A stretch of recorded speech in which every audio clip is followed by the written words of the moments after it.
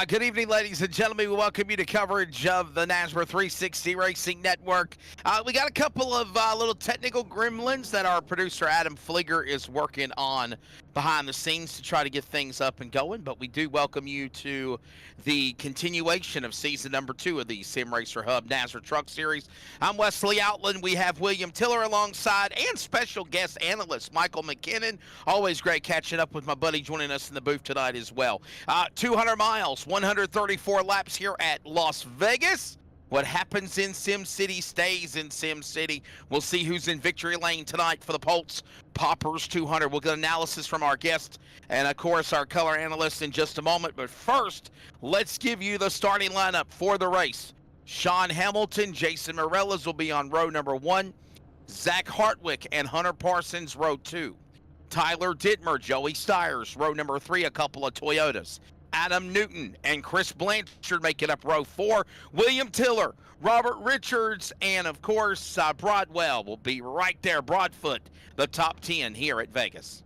Yeah, looking at that grid there, Wesley, I'm having difficulty seeing it as well. I'll throw it over to Michael McKinnon to finish off that grid. I seen Brady LaBeouf in there. Folks, we're just having problems with the scoring and stuff. It's going to update on our end soon here, but once we see the trucks, we'll tell you what you got. You'll see the scroll at the top of the screen there. Find your favorite driver. Nate Maurer, 23rd. Looks like Torrey Thompson, 24th. Adam Cantwell, 25th. Clinkart, 26th. Not sure. Johnson Jr., 27th. Jose Luis Rivera, 28th. Usually very strong here. Look for a big move. Lance Miller, 29th. Donnie Lyons, 30th. Looks like Chris Kynes will be 31st. Raul Meza, 32nd. Curtis Rogers, 33rd. And rounding out the field, I believe that says Tim Hammond, but it is pixelating for me. So we'll kick it back to you, Wesley. Yeah, TJ Moore at the end of the list of the 33 trucks that'll be ready to come to the green flag. TJ Moore is the race director for the NASCAR Sim Racer Hub Truck Series, of course. On behalf of Brady LaBeouf, Cody Dodd, Adam Flieger Production, all of our crew, we welcome you here tonight to the Pultz Poppers 200. We're awaiting the green flag, William Tiller. All-Star break is done. The run to the playoffs, I think, is on deck here as we go to green here at Vegas. Absolutely. Only 4 races remain here in the regular season. Here at Las Vegas is going to be a shootout. Trying to lock in that last spot, the top 20, make it in. Of course, if you're a full-time driver and you get that win, you lock yourself in, but this is the race to do it. Ready to see how all this goes on here tonight of the Pultz Poppers 200. By the way, they're going to go 140 laps. Usually 134 laps is 200 miles, so it's over 200 miles as they take the green flag, and we are underway. Stage 1 will go all the way to lap 25, Stage 2 to lap 55, and then Michael McKinnon, the run to the checker flag on lap 140. 5 sets of tires plus the set that they have on their truck, 75% fuel capacity.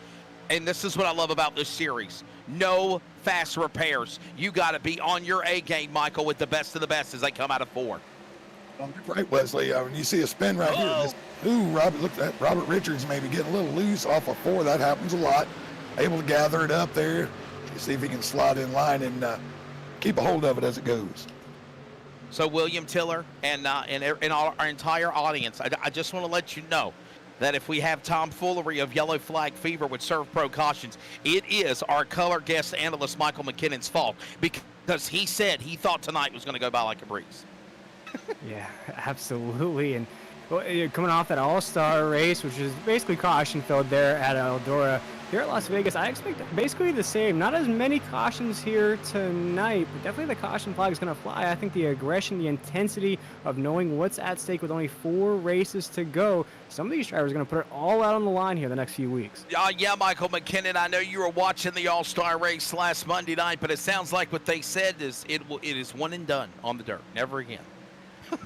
Yeah, we've ran it a few times, and if you can't get the right rear scraping the wall all around there, it's really hard to drive these things unless you're a dirt guy.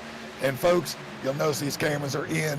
That's the gremlin we're fighting. Adam is working diligently to get it fixed. We'll bring you all the action we can. You see Lumpkin right there battling with Adam Cantwell as we're into 1, across the bumps. When we come back up, is that our buddy? Yeah, I believe it is Jacob Reeves running right there in the 57 truck.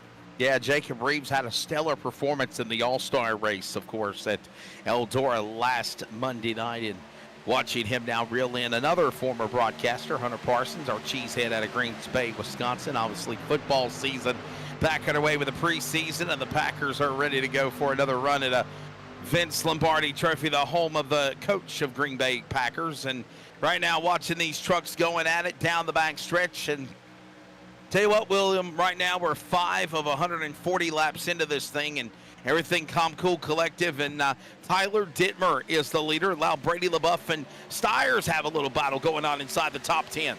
Yeah, you see that battle raging on to stay inside the top 5. And actually, Chris Blanchard made a comment to say, you know, throw some cheese to the Mouses running in the backside of the grid. Well, right now, Chris Blanchard's on top of the grid right there in that second spot. He is competing with our leader right now, Tyler Dittmer, who is our points leader coming into tonight's race. What a turnaround it was for him to go from broadcaster now to points leader with 4 races to go here in the regular season. We're going to ride on board here with Joey Stiers right behind Brady LaBeouf in that 24 off corner number 4.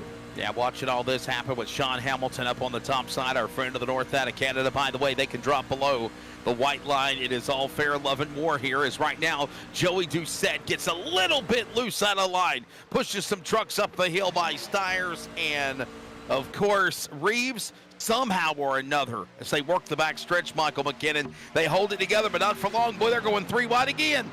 Yeah, 3 wide. Joey trying to hold his position, a little block in there, and this is a huge momentum track, so he was going to get completely steamrolled there, but was able to cause a little difficulty in the pack there and hold him back. Yeah, what a nice save there, William Tiller, as we watch this work back into turn number 1. They score Tyler Dittmer, but here comes the 9 machine looking intently on the bottom. That's Blanchard's machine looking to the lead on the backstretch. Yeah, he needs this here tonight as he goes to the inside to 3 and 4. We jump back to the 5th and 6th positions as we have a battle for the lead going on right now around 3 and 4. As now Chris Blanchard is our race leader. We missed that battle altogether as Chris Blanchard is going to take us across the start-finish line as our race leader now into 1 and 2. Yeah, another lap on the board here as the field will work their way back into the corner. Got Blanchard now. Blanchard's towing number 9 house machine. That's Chevrolet. Ford is peeled to the bottom. He is the leader, the Toyota now. Back on the outside. There's Dittmer. They battle side by side. McKinnon down into turn number 3. Yeah, what we'll see here is Chris is holding a real pretty wheel on the bottom, but if he stays down there too long, this momentum on the outside will start to eat him alive at this track. That middle line seems to come alive about 12 laps into the run. We're a couple laps away. I think you're going to start seeing that here pretty quick. Dittmer starting to power down to the inside of the racetrack, and here you go, Tyler. There, William, they're going to try to go 3 wide here. Is Dittmer up on the outside? He finally got by Blanchard. He's going to carry now Hamilton, LaBeouf, Stiers, all up on the top side as they work out of 3 and 4.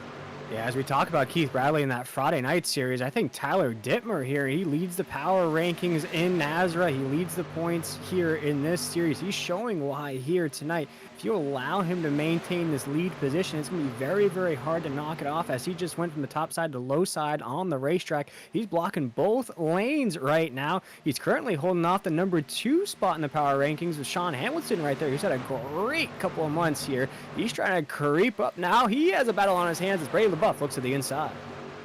I tell you what, Michael, we're watching this work through the tribal again, and look at Stiers way down below the white line on the bottom of the racetrack, and somehow even little cock sideways for a moment dirt track, and he's still made it work as they go into 2. Yeah, we're going to see right here if what I said is true, because Brady should be able to get the pole up on the second place truck of Hamilton, I believe that was, and get past Stiers. Not quite enough wear yet, though. Joey did a real good job. You got to 2 former winners right here in the front. All these new guys trying to put the pressure on Dittmer and LaBeouf. Yeah, we're watching all of this going on now as they work their way back into the corner, back across the start line into turn number 1 and 2. 12 of 140 laps, and got to remember we got about 12 laps left to go. William Tiller in stage number 1 here in the Pultz Poppers 200, and it looks like a draft tandem at Talladega as they work into turn number 3. Yeah, Stiers to the inside of Hamilton right now into 3 and 4, coming off of 4. So Tyler Dittmer leading the way. So Joey Stiers will clear that second spot as the battle is still raged down the front stretch into the first corner. There goes Doucette to the inside, and that's 16. Oh my goodness, he almost ran out of racetrack there into 1 and 2. Yeah, look looked like he was going to run out of room there on that racetrack and somehow held it together here right now in the early going.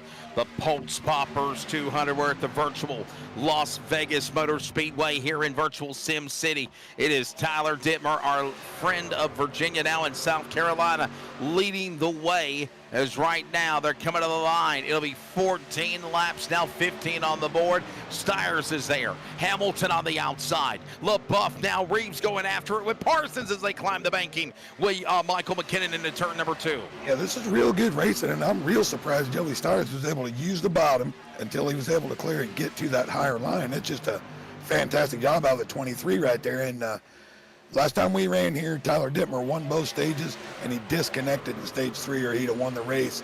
If Joey can put some pressure on him, he's going to really show me something.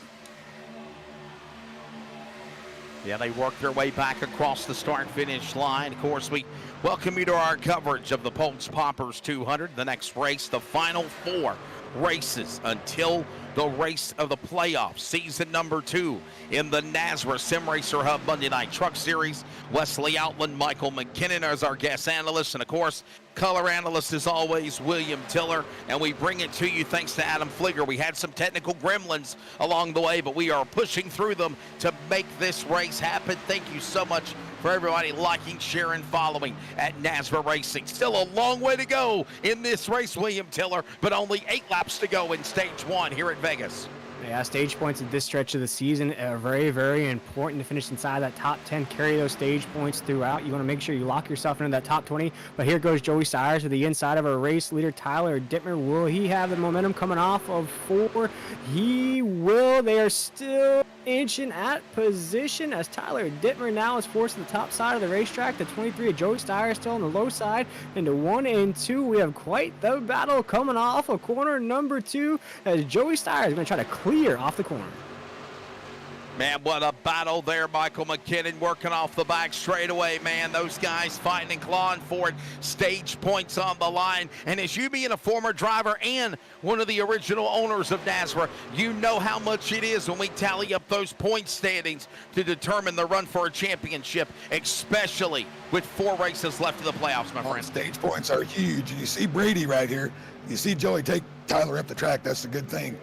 That momentum is going to be real hard to get past him coming out of 1. 3 and 4, the bottom is preferred usually, but 1 and 2, it's real hard to keep the momentum. Hot one in the south, hot one here on the racetrack. No doubt about it here in this virtual ride of the Pultz Poppers 200. Here comes now Dittmer under attack by the machine of Stiers. Joey Stiers to the inside. Remember, he was the Nashville Clash winner back when the season wasn't even in points racing, if you will. And right now, William Tiller, he is battling right there alongside Dittmer as they work the backstretch side by side. Yeah, exactly what Michael was just speaking about. This is a very intense race here in stage number 1. Nobody is staying patient on the racetrack. Everybody is trying to look for a position. As we're going to ride on board here, you can see how many of these drivers are just filing out, filing back in, filing out. Nobody's comfortable where they're at on the racetrack right now as they're right behind Jake Reeves in that 57. You see Joey Doucette trying to find position as well in the 1 and 2. Joey Stiers and Tyler Dittmer, we can see it from this windshield, are again side by side off of 2. Yeah, watching all this happen now as they work their way on the back stretch. That's known as the Nellis straightaway, by the way. Nellis Air Force Base right across the way on the back stretch here at the virtual Las Vegas Motor Speedway as they work their way off of that corner out of turn number 4 in what is kind of a tri-oval, if you will. There's no dog leg.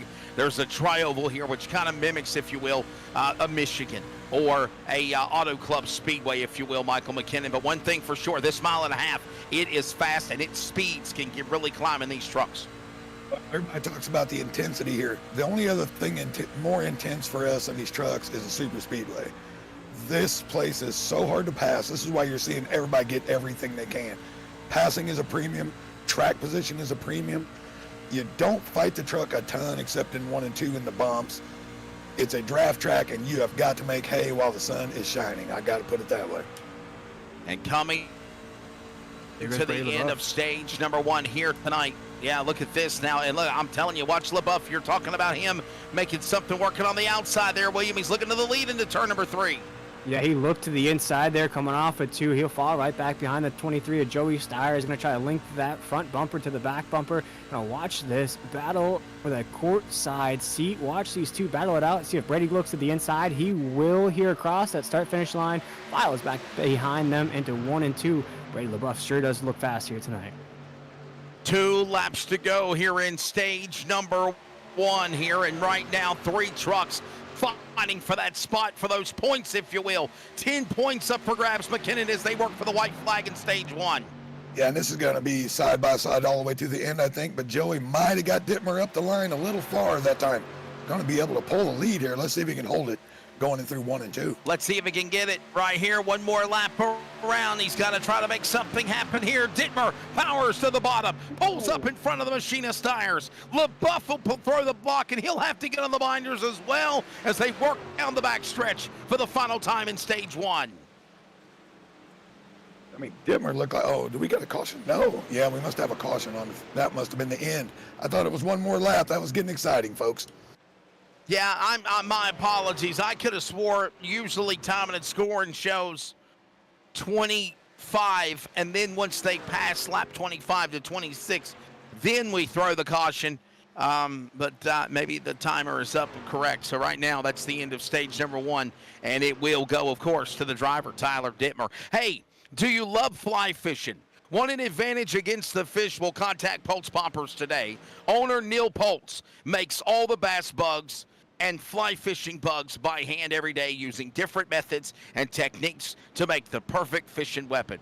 With over 30 years in the business, the fish don't stand a chance. If he's not hard at work making over 5,000 handmade tools a week, Neil is out fly fishing testing his products to make sure your fishing experience is the best it can be. Before your next adventure, be sure to check them out on Facebook at Pultz Poppers or BreamBugs.com. Pit road is open, William Tiller, and we got everybody bringing their virtual heavy machinery onto the pit lane for 4 tires and fuel. Oh, I love it, Wesley. This is the time where you can see everybody just reset. You got that stage 1 out of the way. You get an opportunity to feel what your truck's like. And for me, we're watching a 3 or 4 truck battle right now. We're watching Tyler Dittmer, Joey Steyers, Brady LaBeouf, and Sean Hamilton, really the dogs that are fighting it out here right now. And while we have pit stops going on, for those that are watching on the NASCAR 360 Racing Network, we've got our former colleague, broadcaster, now racer in the booth, Tyler Dittmer, stage 1 winner at Vegas. Man, we're not dirt racing anymore at Eldora, are we, friend? No, we're not. Man, it's fun. I mean, I thought we put on a pretty good show there at the end of stage 1. Glad we're not in the dirt anymore. Steyers, myself, and LaBeouf, I thought it was great racing. Definitely could tell Steyers is starting to lose the front end. I think he doored me twice in 3 and 4. Which, you know, it's fine, but I think it's a little too early for that type of stuff. You know, if you can't hold the bottom, maybe try and readjust your approach. But we kept it clean up front, so that's all we can ask for, right, Wesley?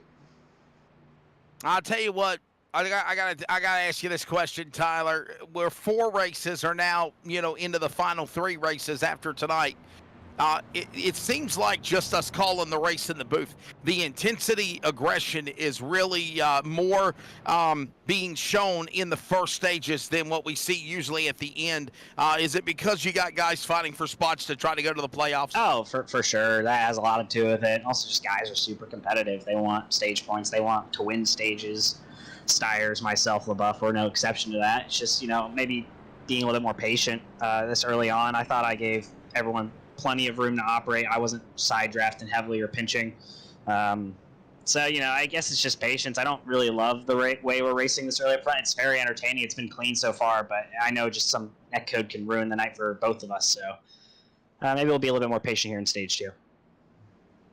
Well, Tyler, thank you very much for your time, buddy. I know we're getting one to go into line, and that's Highline Racing's Tyler Dittmer in the 34. Stage 1 winner. By the way, we're also under the caution flag for the first time tonight. It is brought to you, as always, by ServPro Fire and Water Cleanup and Restoration. Michael McKinnon, your thoughts of stage 1? Fairly clean, but I would say it was aggressive. Well, it's fairly clean, but what you guys think is aggressive right now is not even close to what it will be. There's some guys back here that I know are coming forward Now, this is one of them places that you can go side by side for lap after lap. You're going to start seeing more two lines. You'll get a three truck breakaway in the front. You're going to start seeing a lot more side by side as these guys are going to try to move forward. As I said, dirty air and track position are the two biggest keys here. You've got to get out of the dirty air. You've got to moved forward. William Tiller, what are you thinking? Wanting to go with the line? I'm thinking right now here in stage 2, you want to try to make up as many positions as you can. As I mentioned, as we headed down pit road, it's basically a 4-truck battle right now. I'm curious to see who else can start to move up the grid, put their name in the hat. As I mentioned, we're only going to take the top 20 drivers into those playoffs. So if you're right at that cut line, you have to start performing here tonight or you're going to run out of races. All right, there's the thoughts of all of that going on. And so the scoring ticker up top side shows Tyler Dittmer, the leader of 33 trucks, by the way. Dittmer in second. Joey Stiers in Dittmer front row. LaBeouf and Doucette, row number 2. Reeves Parsons, row 3. Blanchard White, row number 4. Row 5 is Tribune, and as well as Morales, one of the Highline Racing entries. They're cheering on HLR in the chat box, and obviously Stage 1 winner in the Pultz Poppers 200, already going to Highline Racing driver. The driver, of course, is Tyler Dittmer. He's alongside. Lights are off on the iRacing official pace truck. It's about to make the veer onto the left-hand turn to pit road, and the field will get ready to come back to the Geico restart zone. Still a long way to go, by the way. Stage number 2 is going to be about less than 30 laps. We're going all the way to lap 55, and yes, lap 55 will be when the stage flag and yellow flag will fly over the top 10. Green flag goes back in the air. We are back underway. Stage 2 here at Vegas, and quickly on the jump, Michael McKinnon. It is Stiers taking him on the top shelf down into turn number 1. Yeah, that big jump will be negated real quick here with the draft, but like I said, this bottom line will prevail for 3 or 4 laps, maybe 5. And then the top will start to come back in. So start looking to see who's moving on the bottom. Look for Richards, look for Lumpkin, look for those kind of guys. They're going to start coming forward here pretty quick. William, I'm telling you, buddy, we're watching all of this crazy chaos go on here at the start-finish line. And, man, y'all, we got trouble. Oh, speaking of chaos, yes, we do. Trucks involved. Is that Bradley in 29? I think it is. Oh, no, it's Donnie Leah. Donnie Lyons in the 79 involved. I did see a glimpse of some other trucks caught up in it. Yep. The 17 of Brandon Bullock. Yep. Yeah, I couldn't see where that started. I saw a truck sideways just for a second, and then the camera view moved, and right around the middle third back is where it started. I don't know if it was Bullock or somebody. Yeah, I would say as we get ready to show you the replay first time tonight on the Pole Instant Replay, I would say look at the 79 and the 17. That's Lyons and Bullock. Somewhere around that is what has triggered our second Serve Pro caution. And quickly, William Tiller, as we go into the green on stage number 2. Yeah, we check out the on the pole instant replay here, and as Michael was mentioning, it was coming off a corner number 4, and you see it. We're 3-4 wide. Some trucks are heading down pit road there. Try to see what happens here that sent some trucks into the wall as we get this queued up here on the NASRA 360 Racing Network. Coming off the corner. I saw somebody sideways right before that. I just don't know exactly where it was. Maybe back it up just a little bit. You might have a couple guys scrambling to get out of the way here and kind of see what was up. I don't know. Somebody was sideways back there. As we take a look now to see what happened as trucks were looked to be heading down pit road there. As we're going to rewind it just a little bit. Check it out here. There's the 17 truck. There's the 89, a Hamilton who was running very strong to start off this race. Yeah, I'm not sure here. Oh, here we go. That's exactly what we need we're all there. the way in rewind here. Let's put it back in forward here. There it is. That's exactly what happens. It's going to happen actually in front of the 89. Yeah, it was Bullock and somebody. Bullock and maybe Tory Tom. I'm not sure. Yep, the 17 truck of Brandon Bullock's right up there. And you see he's going to get loose off of 4, Michael, as you mentioned. Yeah. Early in the run, it's really deceptive because all of a sudden it's just gone. You don't feel a thing, and then you're just turned. That's what looked like what happened there. I really think, guys, the 88 was the cause of that accident right there with Brandon Bullock, and then Donnie Lyons, the 79, had nowhere to go. We're kind of watching that 88 to see where he is on track as we do go under our second yellow flag of the race here in the Surf Pro caution flag of the night. Of course, still in stage number 2. 33 of 140 laps, as I'm understanding we're having a problem in the replay booth, but yeah, that's where we're at right now, and we'll pretty much we got an idea, William and Michael, of what took place there. We caught the tail end of it. The cameras did. Yeah, like I said, these low tire when the tires are low on air. Now, folks that don't run the sim, I know most people watching probably had an idea, but when the tire pressures are down, it's like real life. It's real hard to get the grip, and it just snaps around on somebody, and then it's unfortunate for everybody behind. Hey, by the way, ladies and gentlemen, don't forget, coming up in a few weeks from Tuesday night, it is NASRA special events, a series of special events that will be going on under the North American Sim Racing Association banner. And the first one is the NASRA 250. Qualifications with the qualifying duels, then the 250-mile 100-lap race will be held on Tuesday, September 12th. However, you have to be registered now to do it. To do so, on Discord, find NASRA Special Events, go to NASRA Racing on social media, and make your plans to join us for that event. Again, that's the NASRA 250. The big race with Brady LaBeouf and myself on the broadcast call will be Tuesday night, September 12th. By the way, the first qualifying race, Michael McKinnon, next Tuesday night. And it will be during our regular time, 9 p.m. Eastern.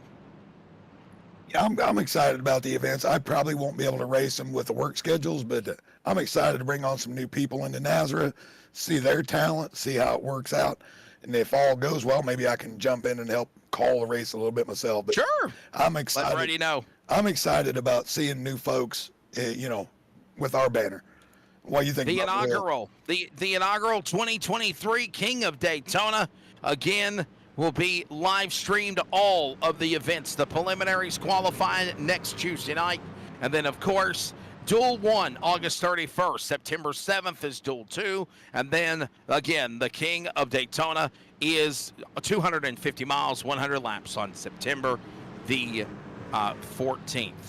I think they got the date wrong. I think they need to fix the flyer. It is actually September the 12th is actually the official date. But anyhow, we are going back to green here at Las Vegas, and still a long way to go. The field works inside the restart zone, and we are back underway. William Tiller, they're quickly back on the jump, and look at them fan back out quickly, 2 by 2, except for the leader scampering from them as they work the backstretch. Yeah, you see that right there. They're 2 by 2 behind our race leader, Brady LaBeouf, into 3 and 4. And there's Tyler Dittmer. There's Jake Reeves as well. We're watching this battle for the 7th position between Justin White and the 7 machine right there off of 4. And right now, Joey Doucette keeps looking to the inside. He's going to take Tyler Dittmer with him, though, into corner number 1. I tell you what, Michael, we're watching these trucks, and again, as we mentioned, look at them definitely almost fanning out 3 and 4 wide, and then quickly they get back in a single file, then 2 truck tandem behind the top 2. Yeah, 100%. You see a little teammate work at the front, probably trying to maybe slow the fastest truck on the track down tonight. And we'll see how that works out for you. See Joey actually. Oh, we got big trouble in the back. Big trouble in the back. In the trioval, a couple of trucks are spun in the grass. Jason Morales for Highline Racing is one of them. I think Hagen might be the other one. And the caution will come out for the 3rd time here on lap 37. It is Chris Blanchard, correction, also involved. Still green. And they're not throwing caution. We are still green. They were just going slow, William Tiller. We are still under the green flag as they come out of 4. Yeah, nothing's tamed down up here at the top. These boys are racing like it's the last lap on the racetrack. We're only 38 laps into this race. They keep bobbing and weaving one another. We have a 3 battle for the lead there on the inside. Joey Doucette, Tyler Dittmer, Joey Stires on the top side. Let's see, coming off of 2. Boy, they are hungry here tonight as we roll into 3 and 4. And I'll be honest with you, Michael, I think what we just saw happen made everybody scamper, get on the binders, because maybe they thought they were going to be under caution, but they never threw a yellow. And in doing so, look at the separation now as we have pack racing in different groups around Vegas now into turn 1. 100% Wesley. These guys in the back are going to have to get single filed out here pretty quick and get just rolling as hard as they can go to try to get to the rear of this pack, because that's 9 of the 10-point positions right in the front there. They're going to really have to get singled out and get the draft really moving to get them pulled back up. And Michael, I'll ask you, as we look at that top side of the grid, that group that's separated there, what do you think about those aggressive moves we're seeing right there? You saw the 24 throw that nose in front of the 16. Tyler Dittmer spoke about the aggression in this race. Thinks it's a little bit too early, but things are very airtight here on this first group. I think everybody knows Dittmer's the fastest truck on the track. He has been 3 or 4 different times we've raced here. And I think they were trying all they could do to keep him back, but I think he's about had enough of it. Yeah, we're watching all of this going on now as they work their way back into the part of the track down into turn number 1 and 2. And man, you know, we asked the question to Dittmer, and we're even seeing it now by Dittmer himself. These guys are just going at it tooth and nail down the back straightaway. And Brady LaBeouf, the Louisiana driver, right there on the bayou in that top spot behind them, though. William, look at him trying to go 3 wide. The monkey in the middle is either going to be Stires or Doucette. They can't decide. Back to 1. Oh my goodness, 3 wide into 1. Brady LaBeouf now has to block all 3 lanes heading into the corner. Joey Doucette's going to get squeezed out of that down into 3rd. Joey Stires coming off the corner. Boy, that makes me nervous to exit the corner every single time. And my question to you, Michael McKinnon, do you think these guys are racing this aggressive because most of these guys are already locked into the playoffs, or do you think it's just because this is Las Vegas? It's Las Vegas, and you can't pass here. This is all about getting the track position for the setup the 3rd stage.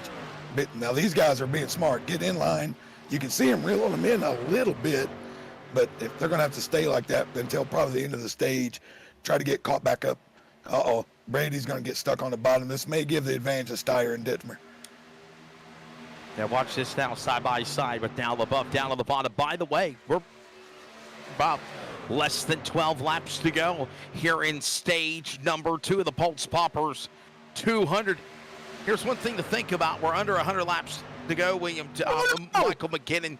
Look at the front. LaBeouf and Stires in the fence. Oh my Slam the goodness. zipper barrier. Coming back down on the bottom of the racetrack, and everybody else is on the binders.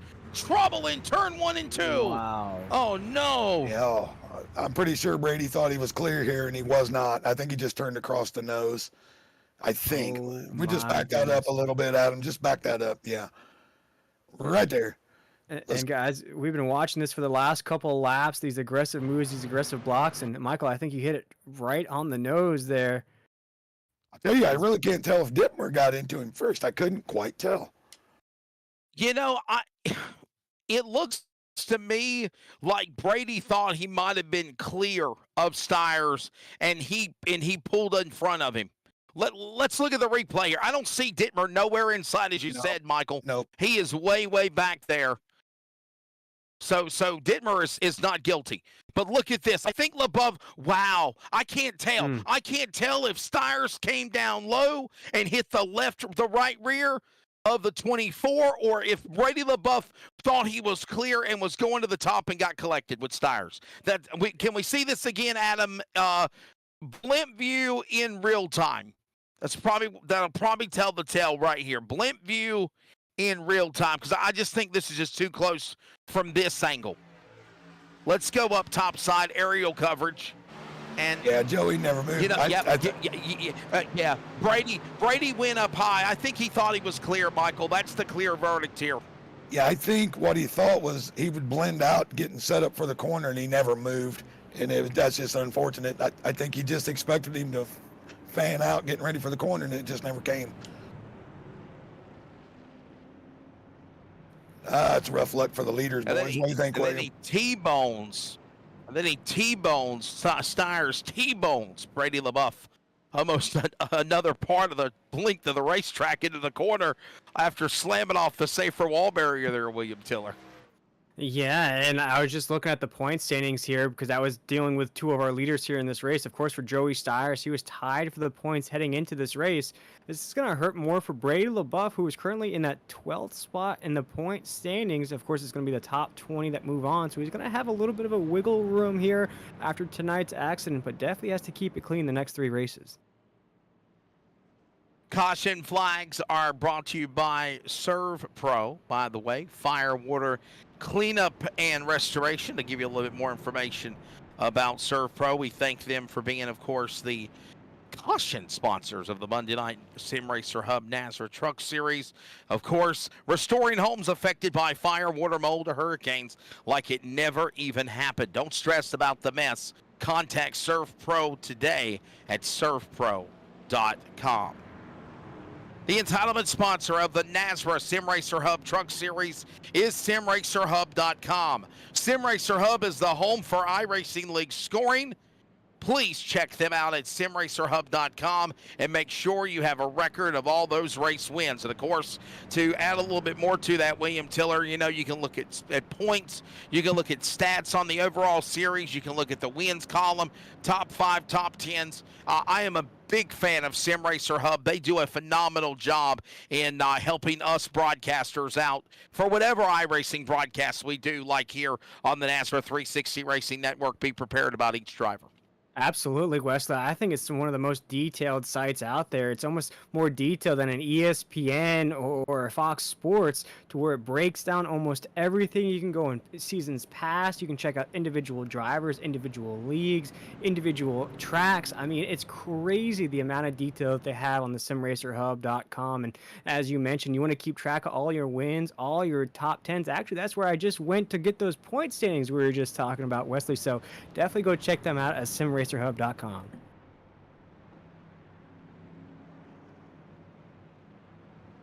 Well, it looks like that the chat box is quite lively for Highline Racing for a couple of drivers like Steve Barnett, unable to be with us tonight, and of course Jason Morellas. Some people showing displeasures, frustrations. The show goes on, and obviously Morellas was part of that accident there that did not trigger a caution. I think we're catching the tail end of the convo. Michael, lights off on the coming back to green with 7 laps to go in stage number 2. Your take of the Pultz Popper 200 so far? Well, as we said, aggressive. It's hard to pass. It's a little bit. I think Dittmer, if he wins the stage and we talk again, he's going to say it's way too much. But I'm enjoying it. I like the pack. I like the tough racing, unless I'm caught up in it like I was Friday night. But it's all right. This is exciting so far. Yeah, Michael McKinnon joining us in the booth as a special guest analyst. William Tiller, as always, joined alongside. Adam Flieger is doing a phenomenal job throughout all the hiccups with the technical gremlins not of his control to make this broadcast happen. And, of course, TJ Moore, the race director. Everybody with NASRA, Brady LaBeouf, Cody Knott. They rock and roll with this event. 4 races to go, counting tonight until the playoffs for season 2, and who will be the champion, Adam Newbert or others, as right now the pace truck drops onto the pit lane. We go back to green with, of course, 6 laps remaining here in stage number 2. We've got a lap 55. This will be a quick sprint, if you will, William Tiller. But right now, Dittmer right back out in front on Parsons as they work into turn 1 and 2. Yeah, Dittmer's going to waste no time getting out of the inside lane. You see Hunter Parsons, Joey Doucette, Jake Reeves right there as well. Doucette will look to the inside of Parsons down the backstretch here. He's trying to get up to the 2nd spot, and he'll try to make that pass into 3 and 4. Meanwhile, Jake Reeves will stay on the top side of the racetrack. Tyler Dittmer still our race leader off of 4. Joey Doucette right now is all by himself there on the inside lane, as now Tyler Dittmer is under fire into 1.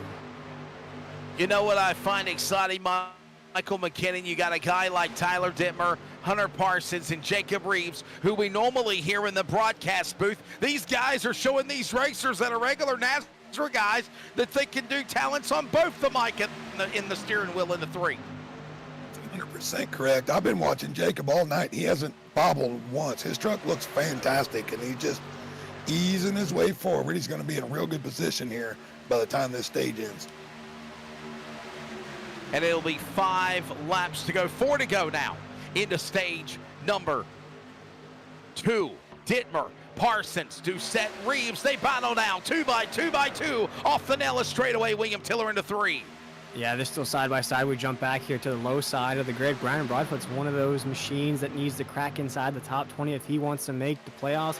He's racing with a lot of cut line drivers right there. You see Jacob Klinkar, you see Christopher Blanchard. All these guys need good results here down the stretch. We'll jump up here to Adam Newton in that 82 machine. He's under fire there from the 10. They're side by side into the corner. Battles everywhere here on the racetrack.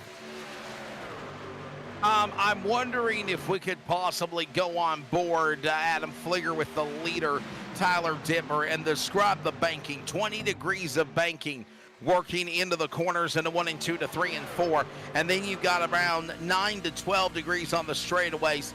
Michael McKinnon, driver analyst you are, what's it like going from 9 degrees here to now 20 degrees this quick in the banking? What does it do to the truck? There's a lot of grip here, but you do have to lift a little coming into 1. You see the line he's running. That's to stay above the bumps.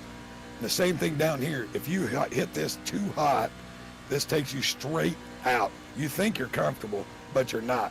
You don't feel the huge sensation like you do at the super speedway, but you do feel it. You feel the grip, and you see Tyler running this line.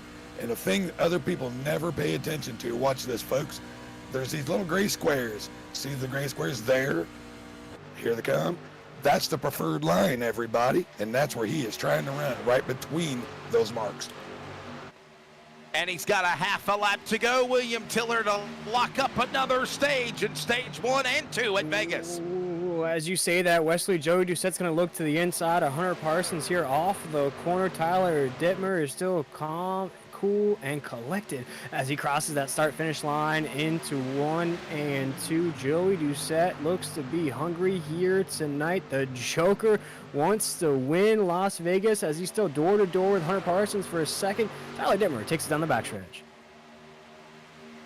Well, this is it down the backstretch here for the final time. Again, it is right now Tyler Dittmer holding off Parsons, Doucette, Reeves, Mowers, in the top 5. And we got him flying through the air. Joey Doucette is airborne. They're wrecking in the tri-oval. Jacob Reeves is caught up in it. So is Miller after a stellar drive at Eldora last week in the All-Star event. Other trucks smashed, crashed, demolished at the end of stage number 2 here at Vegas. Wow. Yeah, that started with Joey. Put it on Joey Doucette. You don't have to look any farther.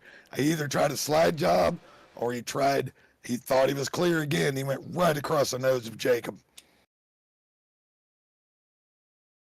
You'll see him when he exits the corner here. He had the big run. He just didn't make it. Doucette on the inside, pushes up into the 57 of Reeves and William Tiller. They're coming to the flag here at the end of stage number 2. Reeves is not going to back off. He literally let him have it and hooked the right rear of Doucette, and around he went at the wrong part of the racetrack, up under the safer barrier. He goes airborne, and then Reeves gets turned in by Maurer and the rest of the pack. This is one of the worst wrecks we've seen in the NASCAR season so far on Monday night. Yeah, one of the worst wrecks we've seen in a long time. Joey Doucette is going to do some somersaults, some flips there on the front stretch. Some fans will get a lucky souvenir for home. And you see there, Michael, how many drivers are going to be involved in this. As you see the 57 of Jake Reeves, he's going to maintain after making contact with Joey Doucette, but he's unfortunately going to get loose coming off of 4. We're right on board here. Man, look at this point of view, Michael. Oh, my goodness. Yeah, that would have been catastrophic in the real world. My goodness, that front end hooked and airborne he went, and it took out a ton of good competitors. Nowhere to go. Wow. No, there's nowhere to go. Absolutely nowhere to go, man. I mean, and you know what? I got to be honest here. I know he right rear hooked him, Michael, but I can't say I fault Jacob Reeves at all. He had a line. He Not was at all. sticking to that line. That went from the bottom to the top, and he got hooked in the right rear. Yeah, you could watch his wheel. He was turning in hard. I think he just got a little tight right there, slid up. As we were talking about, if you overshoot that corner, it pushes you out. I think he thought he had a little more room than that, but man, that's going to shake up the field crazily. And not only that there, guys, I think this is going to shake up that playoff picture as well, depending on the drivers that were involved in that. This might be the wreck we look back on when we set our top 20 for those playoff races of who made it and who didn't based on this wreck here tonight. I'll take the blame, I guess. I thought we'd have a big, calm thing here. We've had 4 cautions in this stage alone. Hey, he did say he thought that this was going to be a calm race. Hey, let's check in with another member of the Highline Racing team and grab Hunter Parsons. He'll finish in the runner-up spot, or at least in the top 3 at the end of stage number 2 here tonight. It's also presented by the Glass Mechanic Stage 2 winner, part of the Pultz Poppers 200. Oh my goodness, Hunter, it's like borderline super speedway out there, isn't it? Yeah, it certainly feels that way tonight. A lot of wide open, a little bit of burp in the throttle, but I mean, overall, you got to be in one lane, it seems to be, to make anything happen your way. So, very super speedway feel tonight. William Tiller. Yeah, we've talked about the intensity, everything here tonight, Hunter. We just saw your performance at Eldora. You ran very good there coming into tonight's race. You're doing the same thing here. What do you think it's going to take to keep that 34 at bay?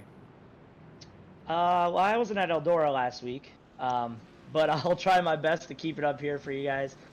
Just need some good, consistent, clean runs, and we've seen some pretty heavy hitters taken out of this race already. So I just got to stay clean. Got a couple teammates up here that I can trust, and we should be all right to the end. Yeah, I got a quick question. Driver analyst Michael McKinnon. Yeah, I was about to ask you. You got anything for a Parsons? I got a question. I don't know. With the 75% fuel, is this a 2-stop race from here? Right now, it's looking that way. So it's going to be a 2-stopper, and hopefully we can stay green and see a different variety of strategies here. Tim, buddy, I appreciate it. Buddy, go get him.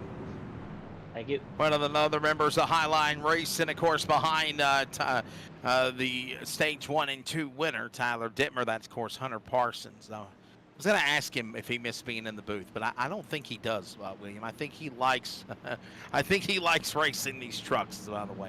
Lights are off on the pace truck. We now go into stage number 3. This will take us all the way to the checkered flag on lap number 140, unless we do have overtime 3 attempts at a green-white checker. That'll also wrap up our 3rd or 4th Serve Pro caution of the race. Serve Pro fire, water, cleanup, and restoration. Pace truck drops onto the pit lane. Here they come back inside the Geico restart zone, and we are green flag now on lap number 60. It is a, if you will, 80-lap push, William Tiller, to the checkered flag as they get the whole shot with Blanchard in front, Parsons in tow. They climb the bank and into 1. Yeah, they're checking up hard there on the inside as Hamilton's going to get left out all by himself. Blanchard will get swung out to the outside as well. Parsons is going to leave the 34, Tyler Dittmer, into 1 and 2 as we jump back here towards the back of the pack as we watch these guys battle it out. There's Derek Kilgore. Oh, my goodness, as we have a loose truck in the middle lane. Yeah, Torrey Thompson just about got everybody, maybe for a second time there, but this battle up front is intense and ready to go. I think Blanchard may have started on some old tires there, but they were able to clean it up and get going. And here's a new player I talked about, the 18 Lumpkin, coming hard. Yeah, watching all of this going on now as they work their way back out of the corner. Oh boy, Parsons now, the cheesehead from Green Bay, wants to show his momentum to be up in the front spot right now as they work their way into the corner out of turn number 4, back to the line.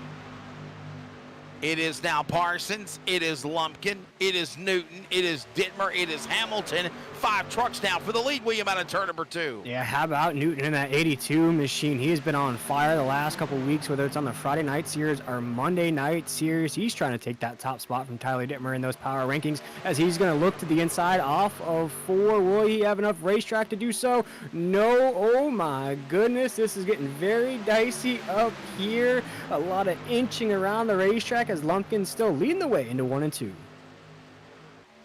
James Morris, for some reason, says the broadcast is trash. I'm checking on my end on Facebook as well as YouTube. Everything looks good. Maybe it's on your end. Check your internet right now. The leader's working at turn number 3. It is now a push to a new leader. Here comes Lumpkin. Lumpkin is the new leader as they work their way into the corner. It is Newton.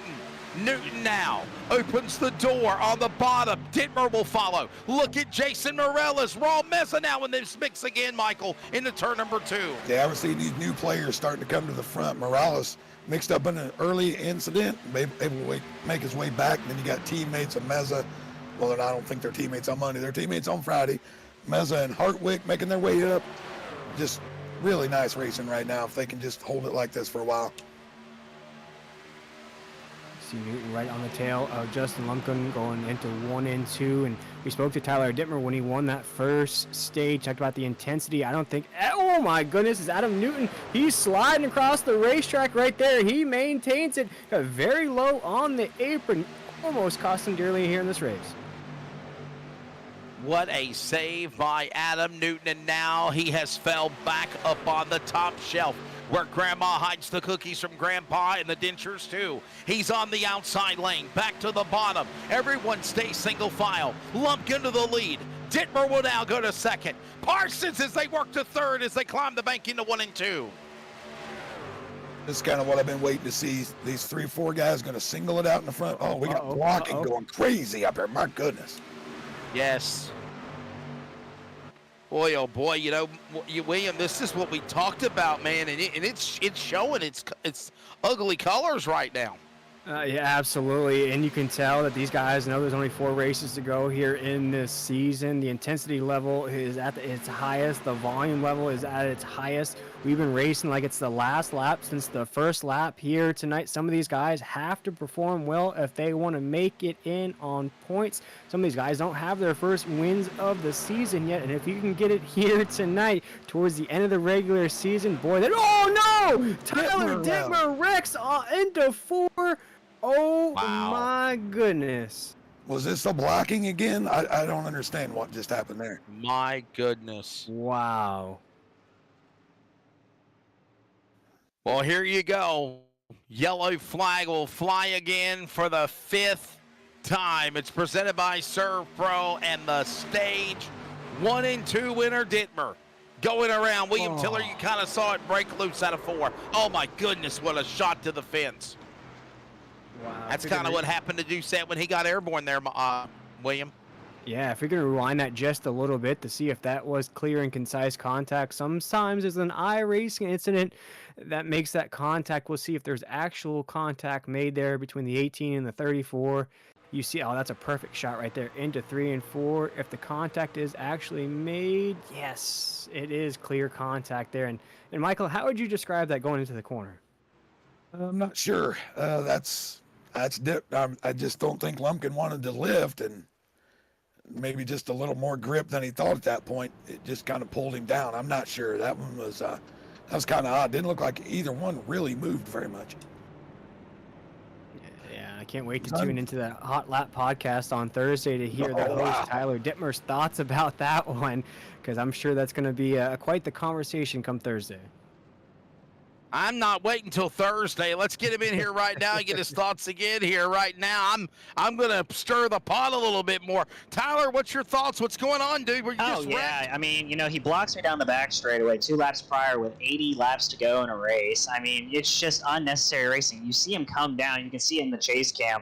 Like, I'm not on the bottom. I don't have to be on the bottom. I have the lane. I can run what I want. He just keeps coming down and gets into me. It's just, you know, I'm not one to be afraid of controversy. It's you know, it's unnecessary racing. We have over 70 laps to go, Wesley. Why are we racing like this? I mentioned we were racing kind of dumb early on, and look what happened. Brady LaBeouf and Joey Steyer's getting wrecked. Is that really anyone's fault? Yeah, it was someone's fault because they're racing too dang hard this early on, and that's the same thing that just happened here. It's pathetic. It's really pathetic. How damaged is your truck, Tyler? Are you out? It's toast. Maybe we'll try and repair and get some laps run just to get a few spots, get some points, because points matter a lot, right? I mean, I did get 2 stage wins, so that's 2 playoff points, but I mean, this really hurts a regular season title opportunity for a driver like myself who misses races due to work, and obviously a lot of guys miss races, but yeah, it's just unnecessary. I come to a track where I think the expectation for myself is a top 5, if not a win, and to get wrecked with 70 plus laps to go, it's just ridiculous. It's ridiculous. Highline Racing's Tyler Dittmer, obviously his frustrations there of what just took place. Yeah, I think 70 laps to go. We are now officially halfway through this race. Michael, you were saying, buddy, I'm sorry. Well, I've raced with Justin a long time. I can't think that was intentional by any stretch, but he'll get the EOL. He'll have to go all the way to the back, so he's going to pay a penalty for it. I don't know. I've never seen Justin do it. Stir the pot, all it is. I see the comments and the thing. It's sad the comments have to be that way, but, racing hard is racing hard, and mistakes are made once in a while, and that might have been one.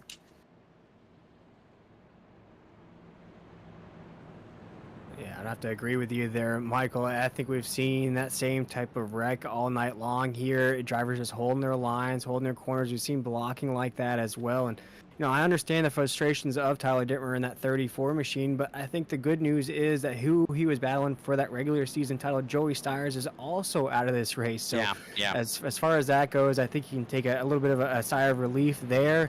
But we know the competitiveness of the 34 machine does not like to see his night end like that. No, I was surprised with the blocking. Like I said, we still got, we were going to have, I don't know what the caution laps, if it will, we were going to have 2 pit stops, but before the finish, I mean, we're not even there yet. Of course, that usually spreads the field a little bit too, so maybe they were going for positioning there. You actually said you thought, Michael, that this was actually going to be a fairly clean race. That's not the case tonight.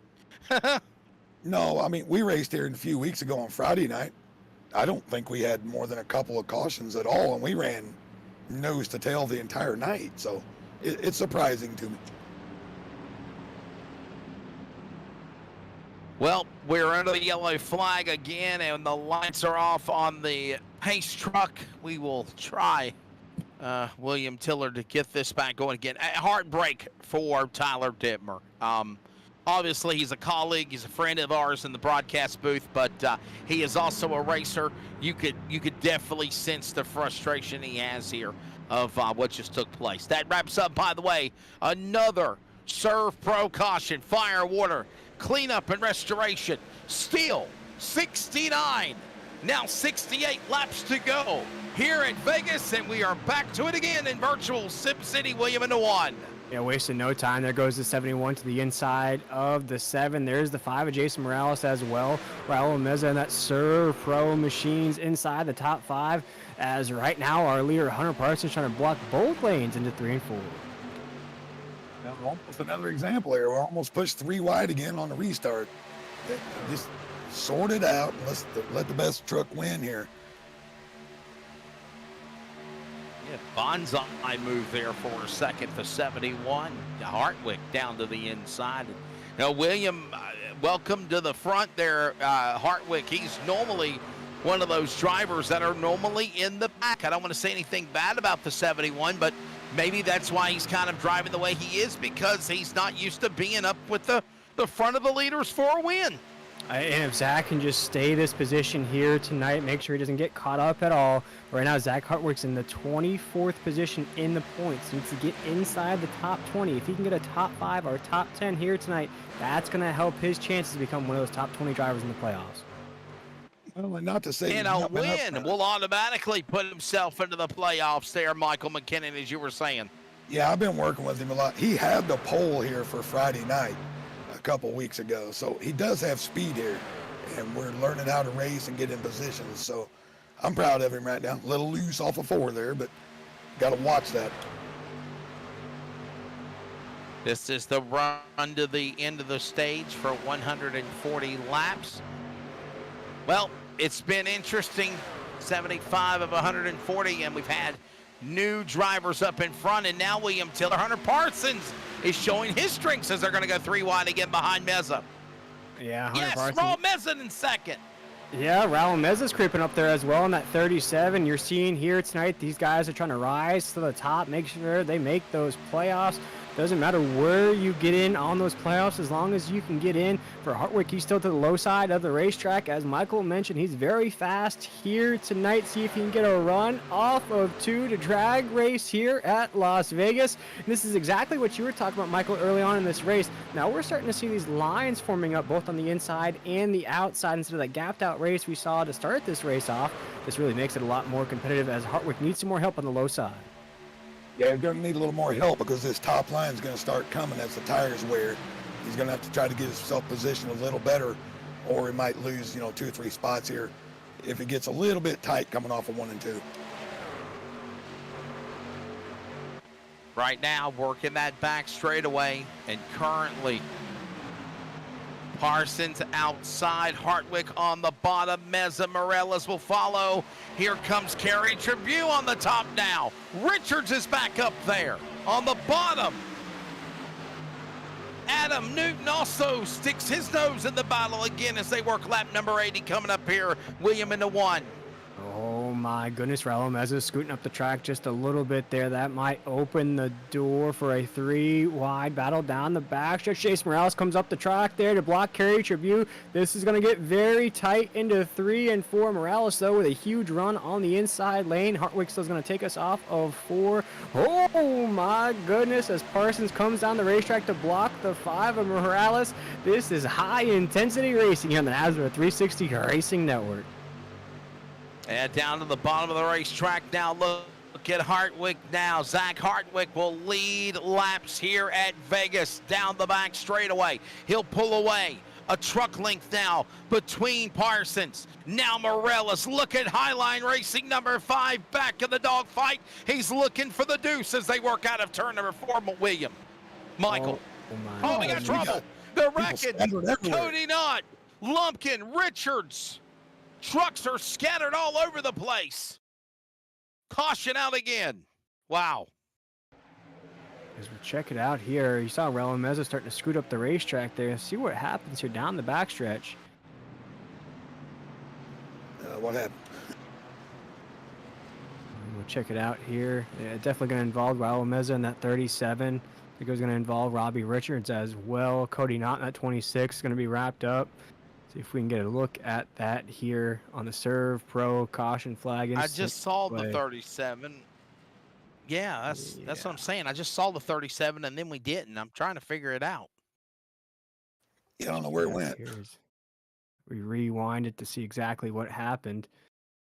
It looks like it's going to be down the backstretch. Is going to be first where it starts, right into 3 and 4. I think it's like Cody Knott. Contact made.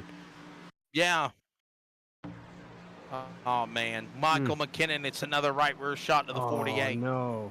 Yeah, it's another clear, not clear. That's exactly what that is. Kilgore, Lumpkin, Miller. Door bumper not clear, as we said. Yeah. Wow. And guys, these are all drivers on that cut line. You're looking at the likes of Raul Meza. You're looking at the likes of Cody Knott right there. Bronner Broadfoot in that 22. Derek Kilgore in that 11. All these guys are trying to race in on points, and this is going to make quite an impact on that top 20 here down the stretch. Yeah, that's the same thing kind of happened with Brady earlier. The He chat thought he could box. set up. Yeah. Michael McKinnon, you hinted on it earlier, and I'll add again. The chat box is quite lively right now in the NASCAR broadcast for Vegas for sure. Yeah, 100%. Everybody's got their favorite dudes. I mean, I don't know what else Raul could do there, but it caused a lot of chaos. And there goes Justin. Looks like, he got Lance Miller, Kilgore, Bullock, Bullock might squeak through. Not sideways. Justin White T-boned. Just got missed. Broadfoot. They just took out a lot of guys. And Lumpkin's going to join the garage with Tyler Dittmer in that 34. That's going to be a little heated garage when he pulls that 18 down pit road, as now I don't want to say karma catches up to you, but there the 18 gets involved in a huge one. He goes airborne there in that wreck. But, guys, I'm really worried about some of those drivers there that were involved. If this will be the night that knocks them out of that top 20, as mentioned, those were a lot of the guys right there on that cut line. Well, I'm confused, guys, because I just saw the post by Jason Morellos, and it says, and I quote, quit protecting the bad drivers. If someone makes a mistake, don't cover it up with a participation trophy mentality. They screwed up, ruined a great driver's night, call them out like old school NASCAR. I don't think in any way any of us in the booth were trying to protect what somebody did. Listen, there is blatant things that you see, virtual or reality, Michael McKinnon, where you can say, yeah, he meant to do that, or yeah, he drifted in front of him and that's what caused the accident. Kind of what happened with Brady LaBeouf earlier. We're not trying to say that give this guy a ribbon for coming to run with us tonight. No, it's getting a little bit too lively in there. That's Jason's brother Jeremy. He's on the chat, and of course he's got his people. He's got the Highline guys. I get it, but if you're not driving one, you don't know what their mentality was. All I know is I've raced with Justin Lumpkin for 5 seasons. He's never once not apologized. He's never once dumped anybody I've ever seen. That's all I said. I've never seen him do it. Why would he want to ruin his night? Let's look at it that way. He doesn't want to ruin his night as well. I mean, I gotta say, I kind of. And I'll be honest with you, William. William, I'll be honest with you here. I didn't even cut you off, but I'll be honest with you here. If somebody does something blatant, we normally call them out for it. So I mean, I don't know what broadcast Jeremy or is watching here. But I mean, if you make a mistake, we're going to say, hey, he's in the wrong for it. No doubt. I mean, and I don't care if it's the boss man, Brady LaBeouf. I mean, hey, pardon the pun. You heard me say LaBeouf pulled up in front of that guy and took him out. See, I might be different, guys, but I like it. I like the ferocity. I like the intensity of the race. Some of it might be a little bit too much, but I think it just really boils down to is that these guys have had quite a long season. You got 4 races left. For some of these guys, if you don't make the playoffs, essentially all those weeks were for naught. You want to make sure you make those top 20. And, some of these guys have fans out there, family watching these guys for almost 20-plus weeks now. So they feel the same love and compassion as you would a real-life NASCAR driver. Well, the lights are off on the pace truck, and we are going to try to go back to green. You were saying, Michael, we're coming back to green, but what were we going to add there to the end to interject? I was just going to say the ferocity is there's 4 left to go. The guys up front right now are in 24th position and back. I mean, they're trying to win a race. And by the way, the race isn't over yet either. It's 84 of 140 laps. So there still is plenty of time left to go in this race. Zach Hardwick trying to make history, by the way, leading the way. Not anymore. Here comes Parsons on the inside. You said it, William. Yeah, Parsons going to go to the inside of Hartwick. Michael just touched on it here. If Hartwick can win. Oh, no! We have a truck loose off of 4 in the wall. We'll see if a caution comes out here. And it is. We just saw the flag waving on the flag stand. Boy, that was quick. We got 1 lap on the green. Yeah, this is the craziest race I have ever seen at Las Vegas. Fireworks up for sure, guys. I hope, like I say, Steve Barnett likes it. He's seeing it tonight. My God. It's another parking lot over there, man. Looks like Donnie Lyons is caught up in it again. Looks like, oh my. I mean, the 47. Yeah, this is crazy. This is going to give these guys the opportunities. Yeah, Justin Lumpkin just chimed back in, and he said, and I quote, "Hell yeah, I made a mistake trying to hold him tight and get too low. If you think I'm a bad driver, go for it. So I got to say, I got mad props for Justin Lumpkin. Now whatever just happened here was, I don't know. Somebody zigged, but they should have zagged on that play. That's all I can think, William Tiller. Was it get away from the truck on pit road? Show these trucks zigging and zagging. Show the 48 of Richards. He's one of the trucks that got bonsai'd there. Show Lyons. These are the guys that were in the wreck.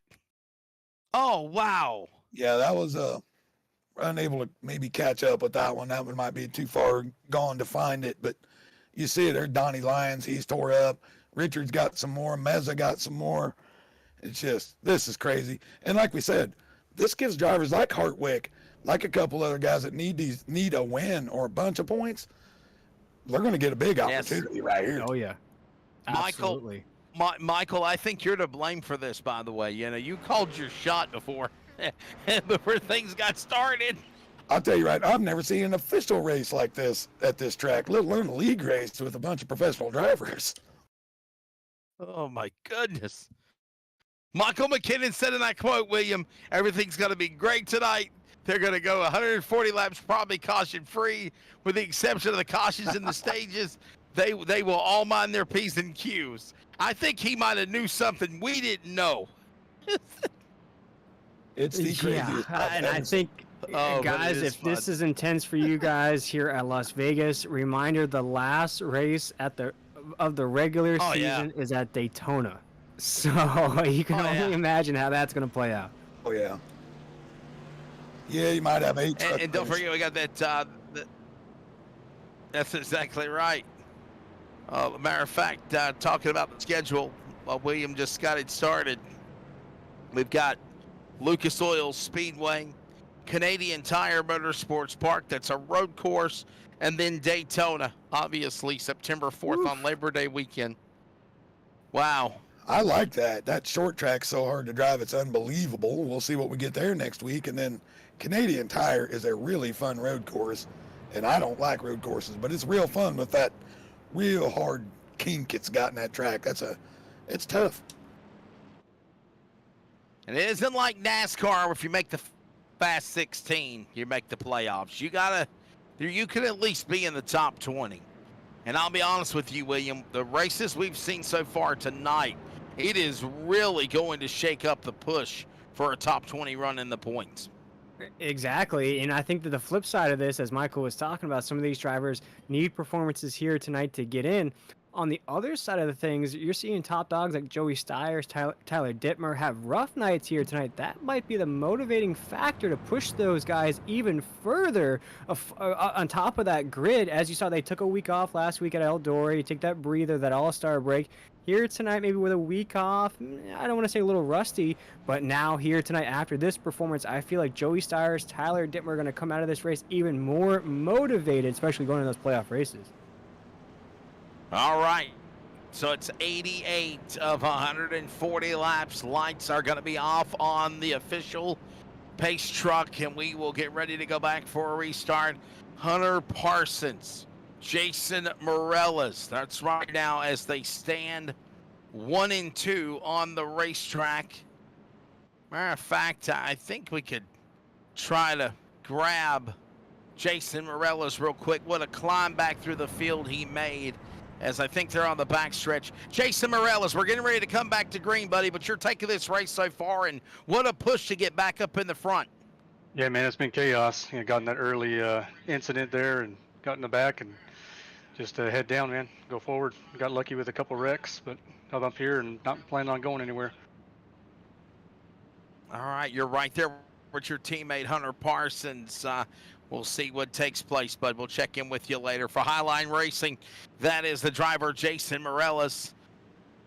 And obviously Tyler Dittmer with Highline Racing. Hunter Parsons flanked right there with him as well. And we will get ready to bring him back to the Geico restart zone. It'll wrap up another Surf Pro Caution, Firewater Cleanup and Restoration. And it'll be lap number 989 of 140. Just shy of over 50 laps to go here at Vegas, and we are back to green. Michael McKinnon, probably the best, cleanest restart of the night, if you will, for Parsons as he scampers from the field into 1. Get away from trouble here. Let's see if we can get through turn 4 cleanly. and then maybe we can be set off of a Treyview. Big run right there. Really got a good run off the corner with Newton. Treview's going to look to the outside of Parsons here into 3 and 4. Again, they're wasting no time to battle it out for a position. Adam Newton, though, has just been quiet here in this race, lingering inside that top 5, now trying to get inside of the top 3. He's going to lock it down right there. Morales, and we have a wreck. We have a wreck on the front stretch again. Couldn't get through turn 4 again. Hamilton in the grass. The 88 is involved as well. The green 88. The 89 of Sean Hamilton. This happened, William Tiller, it looks like in the backstretch into 3 and 4, like Michael McKinnon said. Oh. Here we go again. Oh, this time the 88 lost it. Nowhere to go for Hamilton. And he got into the pack. Oh, man. Wow, what a move by Richards the Weasel by there in the 4th. 100% Wesley. I thought he was going to T-bone him right there, but he's able to squeak by. Yeah, Torrey Thompson having a big-time struggle with turn 4 today. See, Justin White as well is going to be involved in that. And guys, for Hamilton, we saw him there in the first half of the race, the first stage. He ran inside the top 5, top 10. Somehow, some way, he's just getting reshuffled. He's been involved now in a couple of these cautions down the stretch. And Hamilton's one of those drivers I mentioned. He is on top of those power rankings, right in the mix there here in this point standings. He's currently 4th, so definitely one of the top drivers here, but doesn't have any wins so far. Yeah, we're on board with Robbie. We'll see what he got to see right here. It was pretty easy to see what caused it.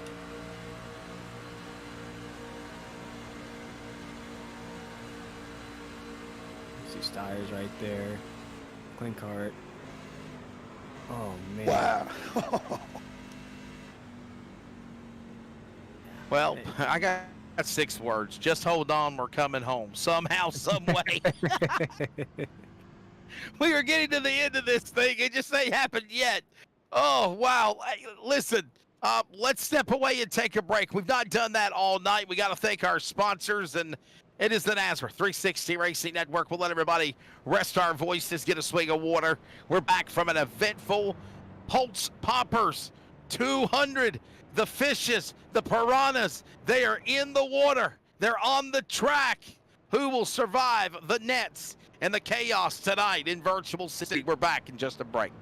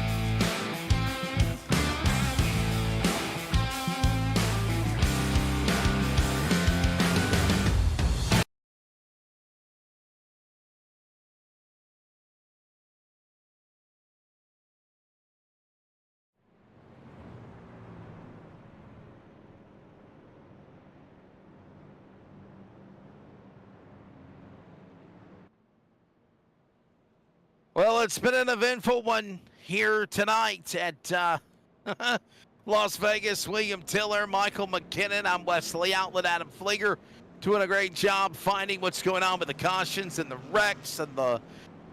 Well, Michael, we ain't even hit triple digits yet. We're not even done yet, man. 47 to go. Yeah, 47 left. I mean, hopefully these guys can get through 3 and 4 on this restart. I know the tires are a little cool, and it must be a little slick there, but if we can get through 3 and 4, I think maybe we can be off and running here. And William, to be honest, bud, as we get ready to go back to green, Michael's right. That's where the trouble spots are. In turn number 3 and 4, it has been treacherous turn 4 tonight at Vegas like it was in the movie Days of Thunder at Darlington. Absolutely. And I think it's drivers just trying to block coming out of the corner. We've seen that all night long. You know, one of the wrecks that I refer back to is Jake Reeves in that 57 holding his line through the corner. And in that circumstance, really nowhere to go. You just make contact, and unfortunately, driver heads into the wall. And for some of these guys, they're just holding lines. Drivers try to come down, make contact, and you're seeing the domino effect here tonight. All right. Well, we will try this again. We're lap number 94 of 140. Lights are off on the pace truck. We're coming down to the pit lane. That will again wrap up another Serve Pro caution. Aren't you glad you teamed up with Sim Racer Hub NASCAR Truck Series on Monday night? Because you are getting your sponsors' plugs all the time. Back underway. Parsons Newton, he won a few weeks ago to put himself in the All-Star race at Eldora, and right now he powers to the number 2 spot. Jason Morellis flanked to the inside. Here comes Kerry Tribute, a former champion. They work the backstretch going to turn number 3, Michael McKinnon. Yeah, I don't know who played the game on the restart, but somebody did, because that bottom line absolutely got checked up. I'll be surprised if a couple trucks don't have a little nose damage right after that. Oh my goodness, we're about to go 3 wide into 1 and 2. Jason Morales thought about it there in the 5. He'll look to the inside of the 15. No, the 15 will get down the racetrack there. Wesley, as Adam Newton's now left all by himself there on the top side. You can tell Jason Morales is hungry here tonight. He is scratching at the back bumper of Parsons into 3. Back up to speed down the Nellis straightaway. They'll power their way up the 20 degrees of bank into turn number 3. It's Parsons down on the inside. Here comes now a run by Morellis. He's in the middle. He goes to the bottom. He'll have Newton up on his outside flank. Tribute will follow. They're single file. Then on the bottom, the outside lane. Here comes Parsons back with Newton, Michael, as they work 2. Yeah, that bottom line working real good right now, but the top line should prevail as we come into 3 and 4, but I think Morales is going to get the lead here. See, Blanchard's in the mix as well. Blanchard was involved in one of those early cautions. Now he's back in the thick of things right inside the top 5. He's one of those drivers that needs a performance here tonight. Boy, this is a hornet's nest we're watching right here into 1 and 2. Jason Morales is now our race leader as he goes up the track to block Hunter Parsons off of 2. As you see, Adam Newton's going to get a big run on the inside. Oh my goodness, things are shaky. They are dicey into 3 and 4 as Adam Newton's going to try to make a run for the lead off of 4.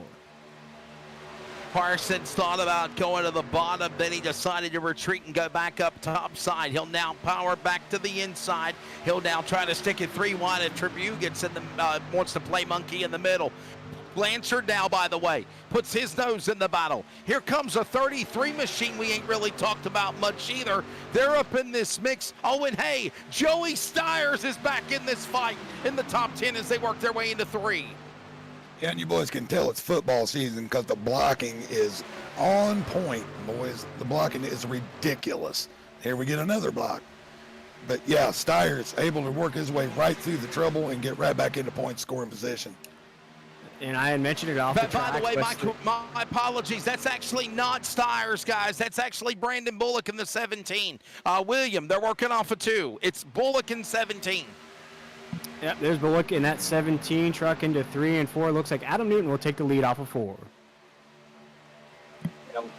They work their way back out of the corner out of turn number 4. Adam Newton will now power his way to the lead. The run to the playoffs put him in the win column for the All-Star race after winning at Kentucky, I believe it was. 40 laps to go, Michael. The leaders are working their way into turn number 1, and it's pucker time here in Sim City. Yeah, and if these teammates are waiting for Newton to make a mistake, I don't think you're going to see one. He's won at Dover. He ran second Friday night at Milwaukee. I don't think he's going to make a mistake on the big track.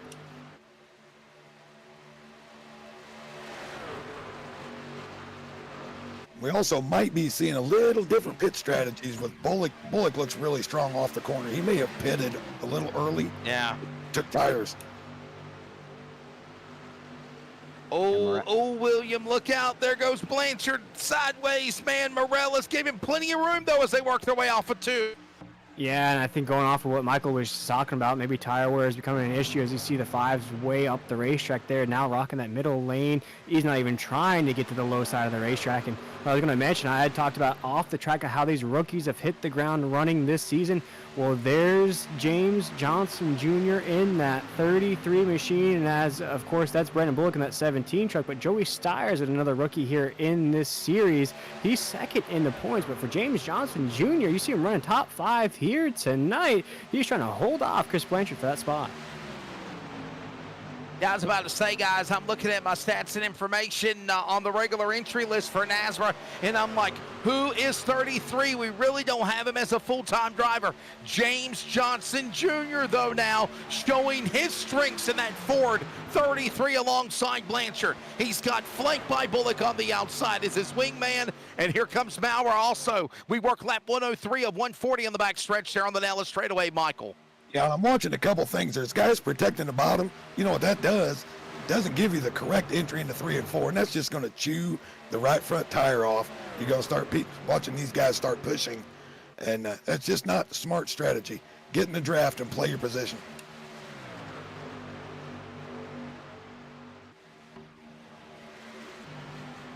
Well, here's the thing. We watched Blanchard now down to the bottom. There's Tyler Dittmer, by the way, who was the first 2-stage dominators in the 34 machine.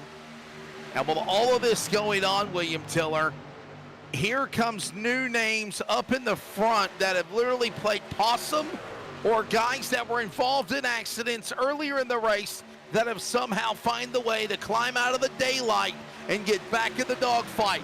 And meanwhile, while all this goes on, look at Zach Hartwick now in a battle with Blanchard. And, of course, the 10 of Treadwell, Adam Cantwell, as they work out at turn number 2. Yeah, Cantwell right there. Looks like Blanchard has something wrong with him there, Michael. He's losing a lot of positions on the racetrack. That's called a block and then wrong entry into the corner. That's exactly what I'm talking about. All he's doing is hurting his exit speed off of every corner. But he tried to block, protect the bottom, and now he's cost himself all these positions. We have Hunter Parsons now trying to come after Newton. I'm sorry, William, you were saying lap 105, buddy. Go ahead. Yeah, that's actually Jeffrey Johnson Jr. in that 33, and currently he's 24th in the point standing. So the performance here tonight, that might creep him up those point standings just a little bit. We're going to have to get used to that name. He might be in that top 20 come playoff races. And here's one of the things we just talked about. We're seeing new drivers up in the front that we really ain't talked about before, like Johnson Jr. in the 33. He's 4 points out of making the fast 20 that go to the playoffs. And honestly, Michael, if you're on the outside looking in, and now that we're into 30 laps to go, or over 30 laps to go, this is when you really needed to start to be aggressive, to start making a climb to the front. Yeah, that's what we talked about earlier. It's so hard to pass. It's starting to single file out. What you're going to see is these top 4 guys, they're in line. They've got the draft. It's going to be real hard for these guys to reel them back in. Oh, gentlemen, another analogy you got to make it a concept here. I got to ask you this question. Are we out the window now with cautions? These caution strategies are throughout the window, am I right? To me, if it stays single file like this, yes, but we still have to get another pit stop, I believe. I think we're going to have another one, probably going to get one live pit stop here. That's going to shake up the whole running order again. Yeah, and for me, I'm thinking at least 2 or 3 more cautions. You think we need green flag, really?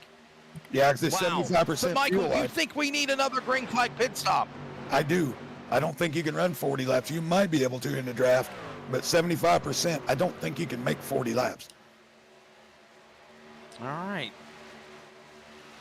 Well, right now, catch back up with the leaders as we watch Johnson Jr. back off at a 1 and 2. It is Adam Newton up in front. There he is right there at the number 82 machine. Hunter Parsons right behind him. You know, William, controversial if it may be, the one and only NASRA win for the driver Hunter Parsons was an Xfinity win, and it came at Richmond, if you remember, last year. Yeah, absolutely. That was a pretty controversial finish to that race in the over-the-top designs Xfinity Series. Right now, he's rocking in that second spot. And for Hunter Parsons, he's currently 5th in the point standings here in the SimRacerHub.com Truck Series. No wins on the seasons just yet. He's got 3 top 5s, 5 top 10s. So a lot of these guys still trying to crack through and get a win or one in that win column. No doubt, Michael, you talk about being consistent, and that is the kind of year that the second place truck number 15 of Parsons had right now in tow on Newton as they work back to 1. Yeah, I mean, he's a real-life dirt racer. He knows how to do this. He's having a little connectivity problems. That's why our camera's going back and forth. But Adam Newton has shown what he's got. But I do like the line that Hunter's taking. He's coming in a little high, dropping it down, trying to come off low, which is, of course, what we all would like to do. And he's making ground. Lap 113 of 140 right now, as again, third stage, final stage in what has been a caution-filled Pultz Poppers 200 here. Down the Dallas straightaway, it is Newton, but for how long, William Tiller? Here comes now the 15. Parsons reeling him back in as they work their way back to the tribal out of 4. And for Newton in that 82 machine, we talk about power rankings here in Nazareth. If he goes on to win this race here tonight, he has to be talked about as one of the top drivers here on both Monday night and Friday night. That DSR electric machine, again, looking electric down the backstretch. Yeah, as I said, we ran the Milwaukee Mile Friday night. He finished second to Phil Pappas, had a great truck all night long. So if you can do it on those short flat tracks, you can get it done on these mile and a halves. By the way, don't forget that also DSR Electric has jumped on board to be the title sponsor of the new Wednesday night DSR Electric Truck Series. Yes, there's another truck series now on Wednesday night. Recruitment races debuted last Wednesday. I think they're doing it for a few more weeks to get more drivers. Recruiting is underway. Join us at NASBA Racing on, of course, Discord, and, of course, NASBA Racing on social media, Facebook, X, and Instagram. Green flag pit stops. Here comes Parsons. It's the money stop. Michael McKinnon, you said they couldn't go the distance, and they're pitting on lap 115. I didn't think they could. This will be, what, 25 laps. They'll have no problems here. Right here is get in the box cleanly. People don't understand this. You miss your mark just barely, it costs you a few tenths. So hit the mark correctly and get in, get out. Parsons is in. Jason Morellis is right there with him as well. That is, I believe, Highline Racing pitting together in a tandem coming to the pit stops. I would say, who better than to have than your teammate, Will Tiller? Yeah, exactly. Morales, Parsons are going to exit pit road together there. What a strategy that is for those two trucks. We'll see if they can maintain here. But if a caution flag does fly here towards the end of this race, it will just shake up all those strategies on the racetrack. And I don't think we've seen the last of that Serve Pro caution flag. Yeah, green flag pit stops have happened here on pit road. All of this is happening, going on. Adam, I've lost my monitor. Yeah, we've lost a bug there. Michael, William, you guys got anything? We got it back now. Here we come. Yes, we're back. Green flag pit stops is still continuing as we're seeing drivers cycle in for pit stops. All of this going on here around lap number 117 of 140, 23 to go.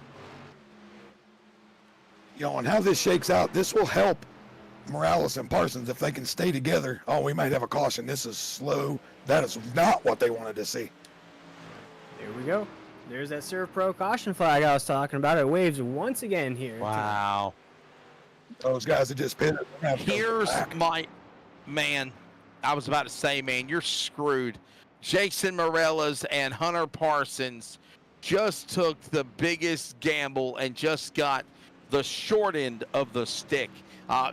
Shades of the Jerry Reed song, she got the gold mine, I got the shaft. That is exactly, Michael, what has just happened to Parsons and Morellas. Yeah, they're going to have to pray all the lead lap trucks pit or they're stuck there. Now, if they all pit, they can get a wave around, but they're going to have to start at the back. It looked like Newton all the way back to our front four had pitted. So that's super unfortunate for those guys. Now, if they have to have every lead lap car pit. If they do not, they are stuck a lap down. Yeah, that's just, man, frustrating.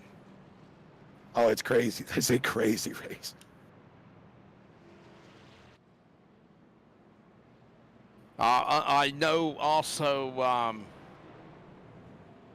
I believe, didn't Jason Morales win a couple of weeks ago on the Cop Series on a Friday night deal, William Tiller? Yeah, he actually won when they had his first career win. First race of the season for the Concerns of Police Survivors Truck Series. He wins in the Concerns of Police Survivors Truck. So it was quite a night for both the title sponsor and Morales taking on that checkered flag. Now, was that a points event or was that the dash, like the qualifier race? No, it was the week number one. It was the kickoff race of the season, but it was unfortunately Morales is a race. part-time driver in that series. Yep, it was a Daytona. Okay, he won Daytona. I heard that was I heard and saw that was a very eventful race for sure as well. Boy, oh boy, let's who are we gonna grab? Who are we gonna grab up in the booth? Who do we want to talk to? Let's get Nate Maurer from Brute Force Racing. He's always somebody that I enjoy talking with. He's right up there in the middle of the front. Nate Maurer, broadcast booth. You got a copy, bud? I got you guys. How you doing? How crazy has this race been, my friend? And do you think it's only going to get more chaotic with 20 to go? It's been a pretty crazy race when I had 6 minutes of damage and 2 minutes of minute required, and I'm up here in P2 right now. Pretty crazy race. It's going to get more chaotic. It's a super speedway pretty much with a little bit of tire saving. So, yeah, good wrecks tonight here. William Tiller. Well, I'll jump in here, Nate. Michael McKinnon. Is your engine good? Do you have the power to run with it? I think I got the power. It seems like it gets a little overheated after about 5 laps, and it kind of seemed to fall off maybe just a little bit. But, like I said, I had 6 minutes of damage, so, there's got to be something wrong somewhere. But, if I can come out of here with a top 10, that's a win after some good stage points there in stage 2. Just terrible qualifying. Started P23. So if we can get a top 10 out of this tonight, I'll be happy. Well, Tucker in. Nathan, do you think that... Yeah, man. Nathan, do you think that there's a lot of jawing going on in the chat box during this race? What's the vibes like? Well, I think there's only about one other teammate that is still in contention for the win in here tonight, and the other guys that are out, they've been saying that there's been some guys talking some smack in the broadcast and in the chat, so I'm sure it's going to be good. All right, well, man, we'll see how things go. What a climb back through the field for the Brute Force Motorsports team, buddy. Go get them. Have a good one, guys. So that's Nate Bauer, our, of course, drivers that, believe it or not, going to take the wave around. William and Michael, they're going to go back on the lead lap, but man, William Tiller, they're going to be mired in the back, though, the 5 and the 15. Yeah, that's unfortunate for both of those guys. Great runs out of both of them. Just one of those strategy calls, Wesley. It's that gamble, as you mentioned, that you have to take, whether they head down pit road, under green. And as you saw, they were only 2 of maybe 4 trucks that headed down in that window, and it's going to cost them dearly. But I don't think with 20 so laps to go here, I think they'll be able to get something out of tonight's race for sure.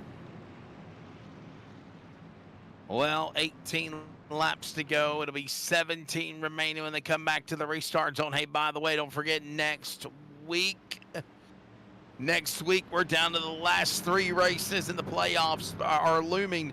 Next week we're going to Lucas Oil Speedway. Michael, that'll be fun. Yeah, 100%. Let's hope Jeffrey Johnson Jr. didn't jump the start there. That might have been a little early. Let's wait and see. But he's definitely out to a big lead right off the start. We'll find out. There might be a penalty coming on the 33, maybe not. We'll see what the call is. No harm, no foul. You guys chat it up. I'll check with race control and TJ Moore. Yeah, please do. That look maybe a little early. Let's hope not, because he's had such a strong run. Absolutely. The 33 is going to take us off of corner number 4. Nathan Malik loose on the exit of 4.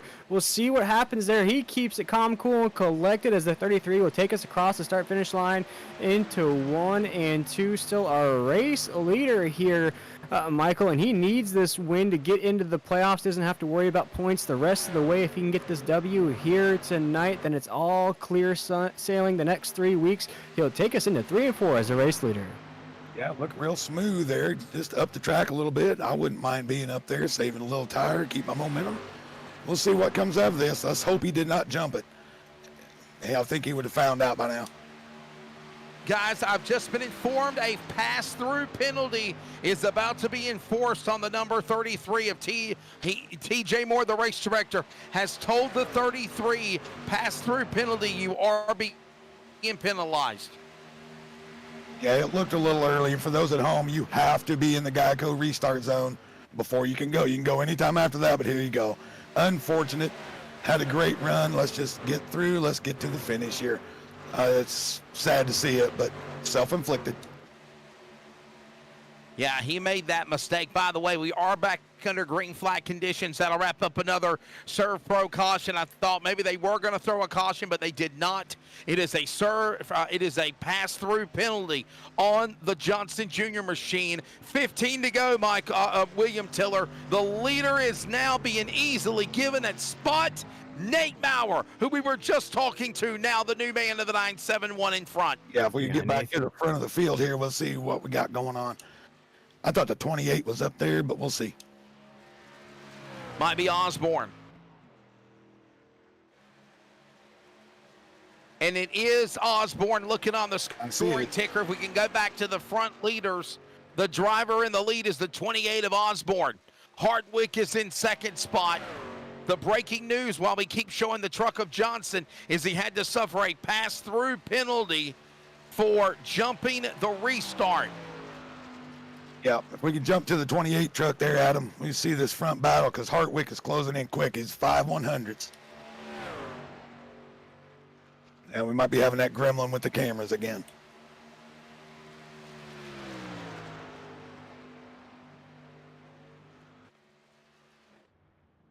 So, again, the 33, and now we're starting to see maybe some more pit stops ongoing as Maurer is now, correction, it's actually the 28. Ed Osborne is the new leader. That's the man up in front in truck number 28. And not for long, look at him mired with some big traffic. Hartwick, William, you know he's hungry for a win with now coming to 10 to go on the back stretch next time by. Yeah, it's quite the battle we have for the lead heading into the corner. Hartwick in that 71 on the top side, trying to hold down the position off of corner number 4. Hartwick has been lingering inside the top 10 all race long, just has about 11 laps to go here tonight. Almost contact made right there as the 71 gets shoved up the track. There's Brandon Broadfoot as well in that 22. Cody Knott in that 26. We're seeing this battle come off of 2 down the backstretch. And these guys are going hard at it. They got to watch for net coder. They got to watch for a bump. They got to watch for anything.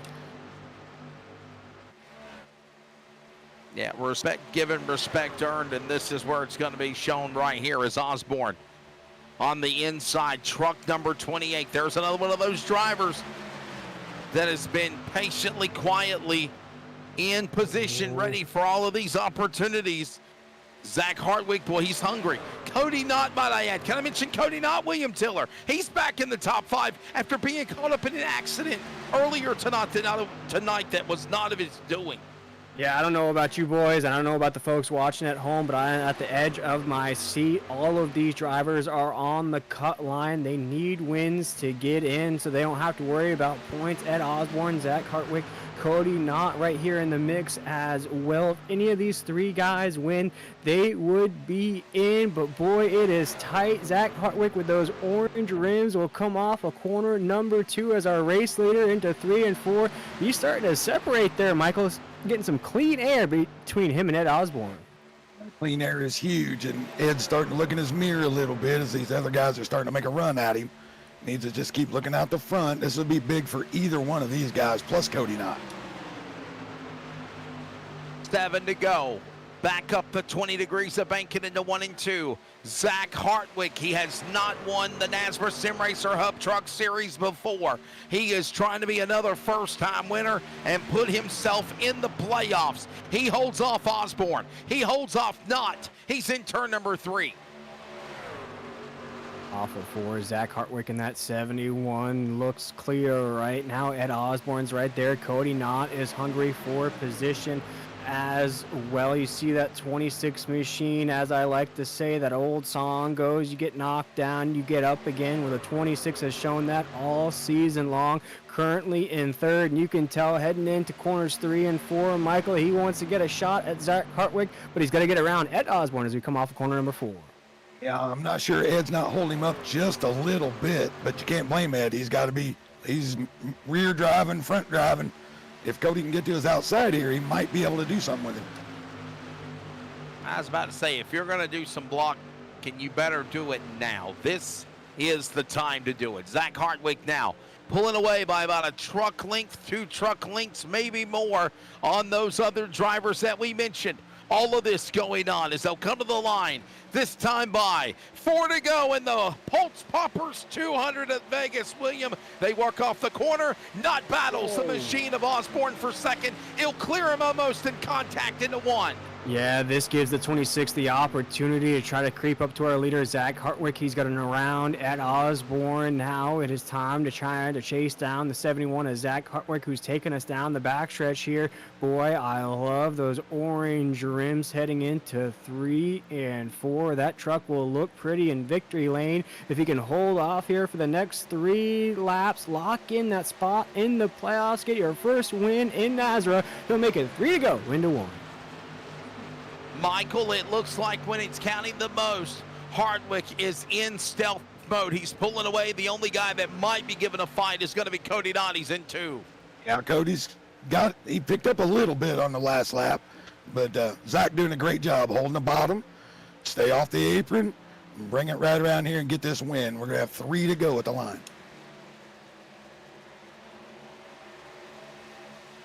Working off the corner. Down to the line. Hartwick now not in 2nd. And the interval about 3 truck lengths now, William, as they work back into turn number 1. I know Cody Knott in that 26 is trying to give it all that he can here down the stretch, try to make at least an effort at the 71 of Zach Hartwick. But as Michael mentioned, Zach's doing everything perfect here tonight. We've watched this overhead view of him here the past couple laps, and he's hitting these corners exactly precise, getting down to where exactly he needs to do. Get back up on the racetrack, get down again. He is just locked in here with just a few laps to go.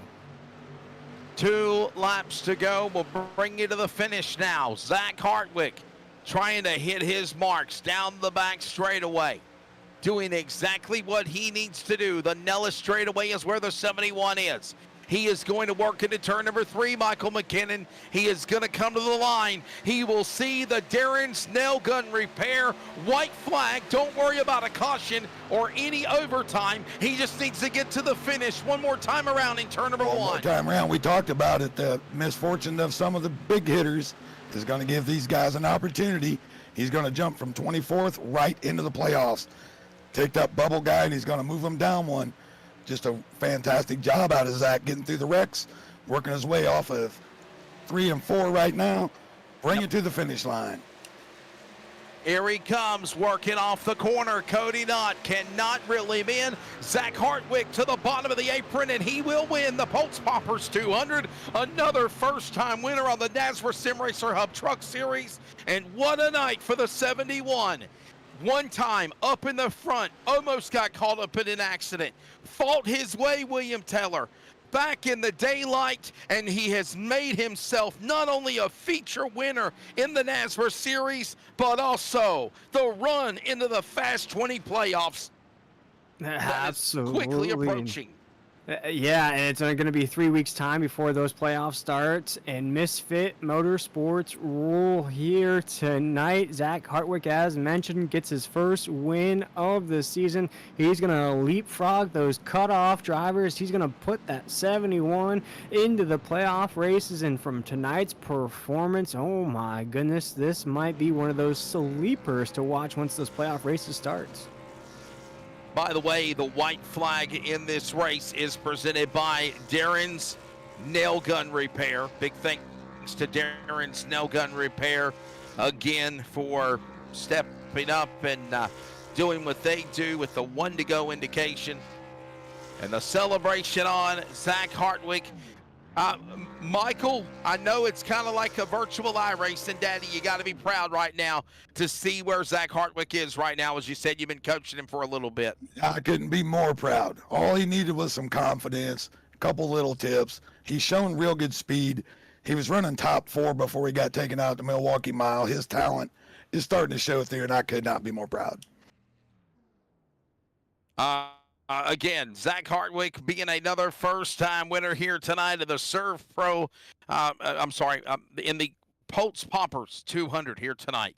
Let's take a look at, let's get rid of the 1 to go. Let's get the results on the board here as it stands with the finale of the race. By the way, all the craziness, all the calamity, somehow, some way, William Tiller, they were able to not force an overtime. I was surprised by that for sure.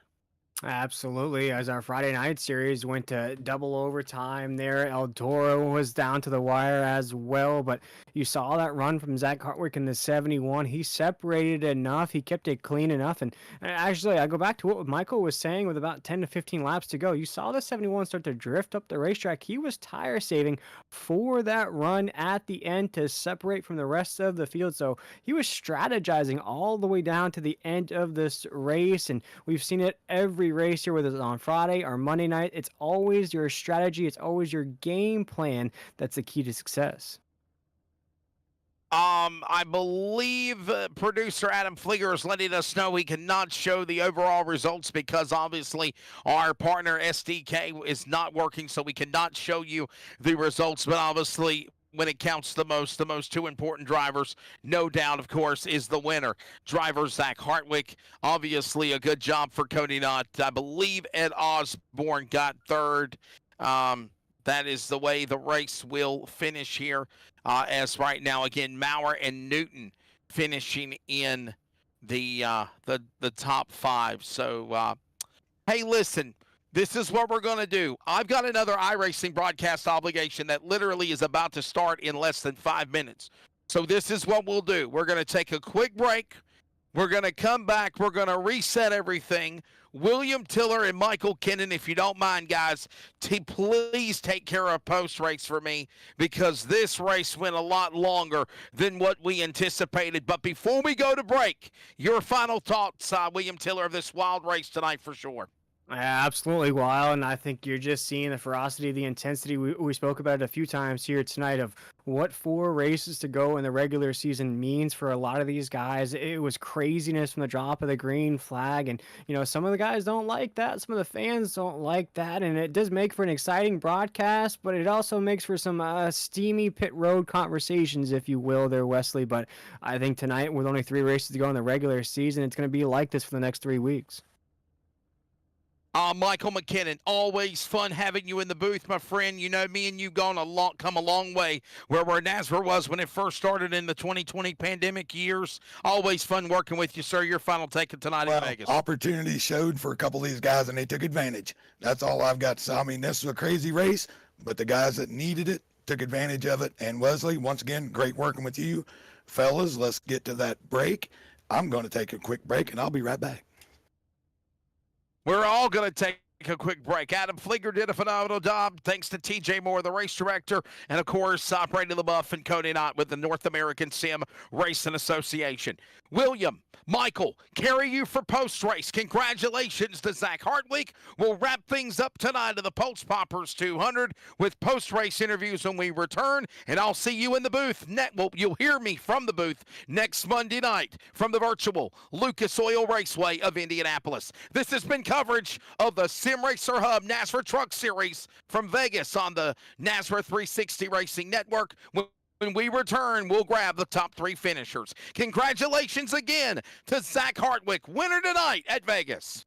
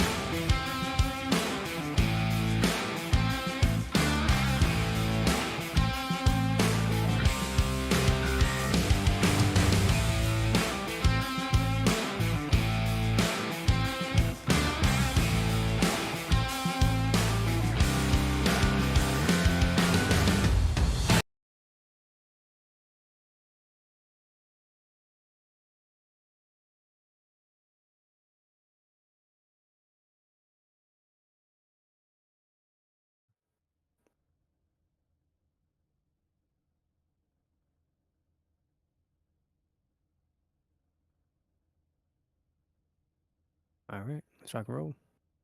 All right, everybody, we're back here on the NASCAR 360 Racing Network. You just saw the conclusion of the Pultz Poppers 200 that saw Zach Hartwick in that 71 claim his first victory of the season, lock himself into those playoff races. But it is time to catch up with our podium finishers. First off, as one of those misfit motorsports drivers, Ed Osborne is catching up with us here on the NASCAR 360 Racing Network. And Ed, you and Zach Hartwick, 2 drivers out of that misfit motorsports stable that end up on the podium here tonight. Take us through on what was probably the most intense and most crazy race we've seen on the NASCAR 360 Racing Network for a while. Yeah, that was really intense. I didn't want to for sure take out my teammate. I knew he was faster. I didn't realize how much faster Cody was, though. That one kind of surprised me. But yeah, I just wanted to hold the bottom line, and I probably killed my tires a little there running Zach side by side. But we were doing what we needed to do. Now, Ed, we talked about this a few times during the broadcast. After tonight's race, there's only 3 more races in the regular season. Did you start to feel that maybe not the pressure on yourself, but the pressure from other drivers that they're trying to sneak into that top 20? You know, right now I see you in the 31st position here. A win would have got you in as a full-time driver. Is there any more added pressure with the counting down of the regular season races? Oh yeah, for sure. For sure. I'm in trouble, but this is going to help me a lot. I've just had no luck all season, so far. It's just been getting caught up in everybody's mistakes, and we've all made lots of mistakes. So I don't know. It's just part of the part of the sim. Well, you get a 1 in that column here tonight, or your first top 5, your top 3 of the season. Looking forward to the end of the season. Of course, we go road course racing, we go short track racing, then we hit Daytona. You know, you said you're in trouble, but what do you think your chances are here in the next 3 races? Well, Daytona for sure. I've always got a chance on the super speedways. If I can just, avoid the chaos, then I should be in good shape there. The road courses, uh, I should actually do decent on them, but I just seem to always stab my own foot in those deals. But I'll be trying a little harder from here on out just to avoid the wrecks and try to just keep luck on my side from here on out. I think that'll be Yeah, key for me. And I wanted to ask you before we let you go, Ed, is there like a combined team effort there at Misfits? You look at that stable, it's you, it's Zach Hartwick, it's Joey Doucette, Chris Blanchard's right there as well. Is there any combined team effort to make sure, if not all of you guys, that some of you guys make it into those playoff races? Oh yeah, definitely. Yeah, with Misfits here, we've actually run a whole lot together, especially like me and Joey, and I can't leave out Taylor, although he missed tonight. But we've run a whole lot together, been in Misfits forever together. So Joey is our team leader, I guess you should say, with Chris being the sponsor for us. So big shout out to Chris for sure, and Joey for having confidence in me. Yeah, I lack that a lot of times, and it costs me a lot. But this will help me a lot again, I'm sure. Speaking with Ed Osborne, our third place finisher here tonight in the Pultz Poppers 200. And Ed, with your first podium of this season, you now get the opportunity to thank anybody you had watching at home or any sponsors on that truck. Yeah, again, Chris Blanchard, Blanchard's Towing. I appreciate everything you do for me, Chris. Joey, for all the help that you've given me all throughout my entire sim racing career, I guess I'd have to say. Zach, good win, buddy. Glad you got it. Missed you tonight, Taylor. Then all of our mini sponsors, Nazar 360, Warrior Apps, NRE Power Systems, MT Race Cars, Over the Top Designs, Hoopty's Garage, Pulse Poppers, Blanchard's Towing, Triple M, Sim Racer Hub, Butt Kicker, Simware, all of them. We've got a lot of them, and just really love running with this group of guys. They're all, we have our differences every now and then, but we always seem to work things out, and everybody gets along fairly decent. Everybody's got their arch enemies, but it's a great group of guys to run with. Brady, thank you, buddy, for throwing this up, and TJ for taking care of us on the bad ends. Absolutely wise words from a man who tonight makes his best finish of the night, a third place run for Ed Osborne. Ed, we appreciate you taking the time with us here, my man. Good luck the rest of the way with 3 races left. You said Daytona's that gem you're looking forward to. We're looking forward to seeing you next week. Yes, sir. Appreciate you guys. Yes, sir. That was Ed Osborne, our third place finisher here in tonight's race. And Michael, you're catching up with another driver who his best finish here at Nazareth. He's going to finish second here in the Pultz Poppers 200. You're catching up with Cody Knott. Hey, Cody, it's Mike, man. Great run, dude. We know it was a little chaotic, but it's got to feel pretty good when you get the opportunity and the door opens to walk right through that thing and show so much speed at the end. Oh, yeah, dude. Mike, my biggest thanks goes out to you. You know how many laps I've burned here just practicing the advice that you gave us since you are part of my team on Fridays now. And I think that's honestly why me and Zach were so far up front was we just took the advice from you, man. The GOAT, you've been here for a long time, dude, and you know that. I was just trying to track down Zach, and he was just too far out when I was battling with Ed, and he knew what he was doing. He was holding me up a little bit for Zach, is what he told me, and I was just trying to track down Zach.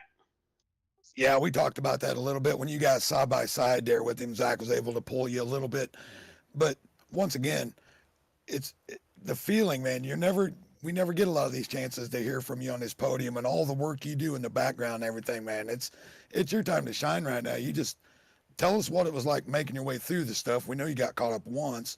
Did that affect your speed at the end? I don't think it did.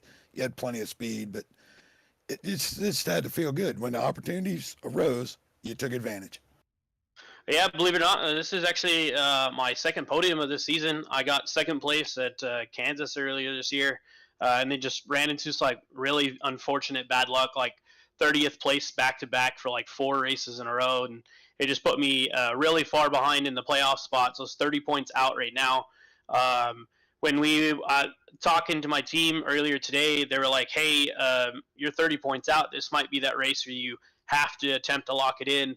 And then it just, when we were 50 to go, I had 2.5 minutes of damage. I fixed all of it, 2.5 minutes, and I was just spending. I was content with the 14th that I was sitting in, just trying to see if I could manage my temps, if my truck was messed up enough, because I got in the back of my teammate Raul when he got in the wall with like 50 to go. And then when we caution came out, I was sitting sixth when we pit, and luckily I came back out in fourth. And then I said, let's just go for bust, go for broke, like no sense of waiting. So I went, and then my truck decided to say, hey, you can do this. And it said, hey, you're damn fast, like you could win this damn thing. And so that's what I attempted to do. Nate said, Cody, go for it, and he knew I was the faster of the two of us, and then just got blocked a little from Ed, and Zach was just too far to track down, and I closed the gap a little bit, just not enough to make it happen with the last 10 laps to go. Well, it was a great run, dude. I mean, it's your time to shine. I know you got plenty to shout out. You're part of the sponsor for this race, and all the things you do in the background, man. Let it fly. Let everybody know who takes care of you. Yeah, for sure. Yeah, so it's my family's company that sponsored today, Pultz Poppers, and then I also race for Warrior Racing just like you do on Fridays. So I got to shout out Warrior Wraps, Warrior Photos, Team Watson Racing Setups, RTR Materials, SRH Speed Shocks, Fat Daddy Meats, Butt Kicker, Martin Sports, Track Bar Media, Poinier, Ems Oil, Raz Energy, Sim Speed Shop, 501 Sim Replicas. Brady, you guys, I mean, like, hell, this is one of my favorite places to be. It's like my only hobby I have in life, and this is where my dedication is, in and out with everything I do for here. So thanks again, guys, for having me up here.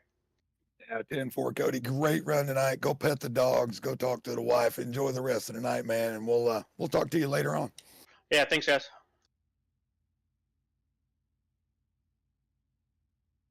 Why, do you think Zach's heart rate's down enough to talk to us yet, William? Let's catch up now with the winner of the Pultz Poppers 200. Gets his first win of the season. Locks that 71 into those playoff races. Survives the chaos here tonight. But Zach, I gotta say, you pulled away at the end. You ran those corners as clean as you could. Congratulations on this big win. How'd you get it done? Just pit strategy, timing, everything just kind of fell into my lap. Thank you for being up here and calling this great race. It just, being out there, everything kind of fell into my lap those last 30 laps or so. Yeah, let's talk about that strategy. As we saw the leaders, Jason Morales with his teammate, they headed down for Highlight Racing under green. Was there any talk within the Misfit Motorsports stable of heading down under green, or were you guys just focused on hoping for that last caution? Actually, so I had pit a little bit later than them guys, under that last caution, I believe, and so that kind of gave me 2 to 3 to 4 maybe laps extra fuel, to where I was planning on staying out and running that as late as possible in hopes that I could catch that track position and the caution. And now we talk about how this is your first win and you lock yourself into those playoff races. How much of a relief is that? Your teacher, your Jedi Master, Michael McKinnon here, was talking about how you've been practicing, you've been putting in the work. You go from 24th, now you've locked yourself into those playoff races. How big of is it a relief? Did you take a deep breath after this win? What does this win mean for you? I'm still trying to catch my breath. This win means everything to me. I, like Michael said, I mean, I've put so much time and emphasis on just trying to get better week to week to week to week, and finally all this hard work has paid off, and it's such a relief to just be able to focus on the playoffs now and go try to get one done for Misfits and everything else. Michael, anything for your Padawan here who wins the race here and locks himself in? Not a whole lot. I'm just super excited. You know what I did see? Protected that outside tonight. Kept the tires on it. And, man, you were fast at the end, dude. Did you think Cody had anything for you? But he was coming a little bit, but you were super fast right there at the end. Yeah, honestly, when I cleared Ed on the outside there, like protecting the outside, when I cleared him, I kind of took a sigh of relief and focused on those marks and just kind of told myself I'm going to run the fastest line around this track as much as possible and hope that I could pull away. And as soon as Cody cleared, I kind of looked at my rear view and was kind of gauging the lap times back and forth. And like, all right, as long as he doesn't catch me about 2/10 a lap, I should be fine. And I was just managing the gap at that point and trying to save my stuff. Well, super excited for you, man. Just great to see you in victory lane, man. Getting that confidence up there. Been running great on Friday nights as well, and welcome to the playoffs, bud. Thank you. I appreciate it. Thank you for all the help and the hard work that we've been putting into this thing. I mean, it truly means a lot to me to finally put one together. You got it.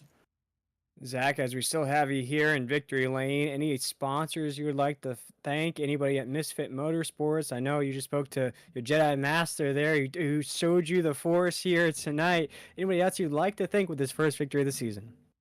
Yeah, first and foremost is Joey Doucette. I mean, as soon as I got onto Misfits, he was the one who he's also been one that took me under his hand, and he's helped me out tremendously, and he's been a huge help and friend, and just big shout out to him.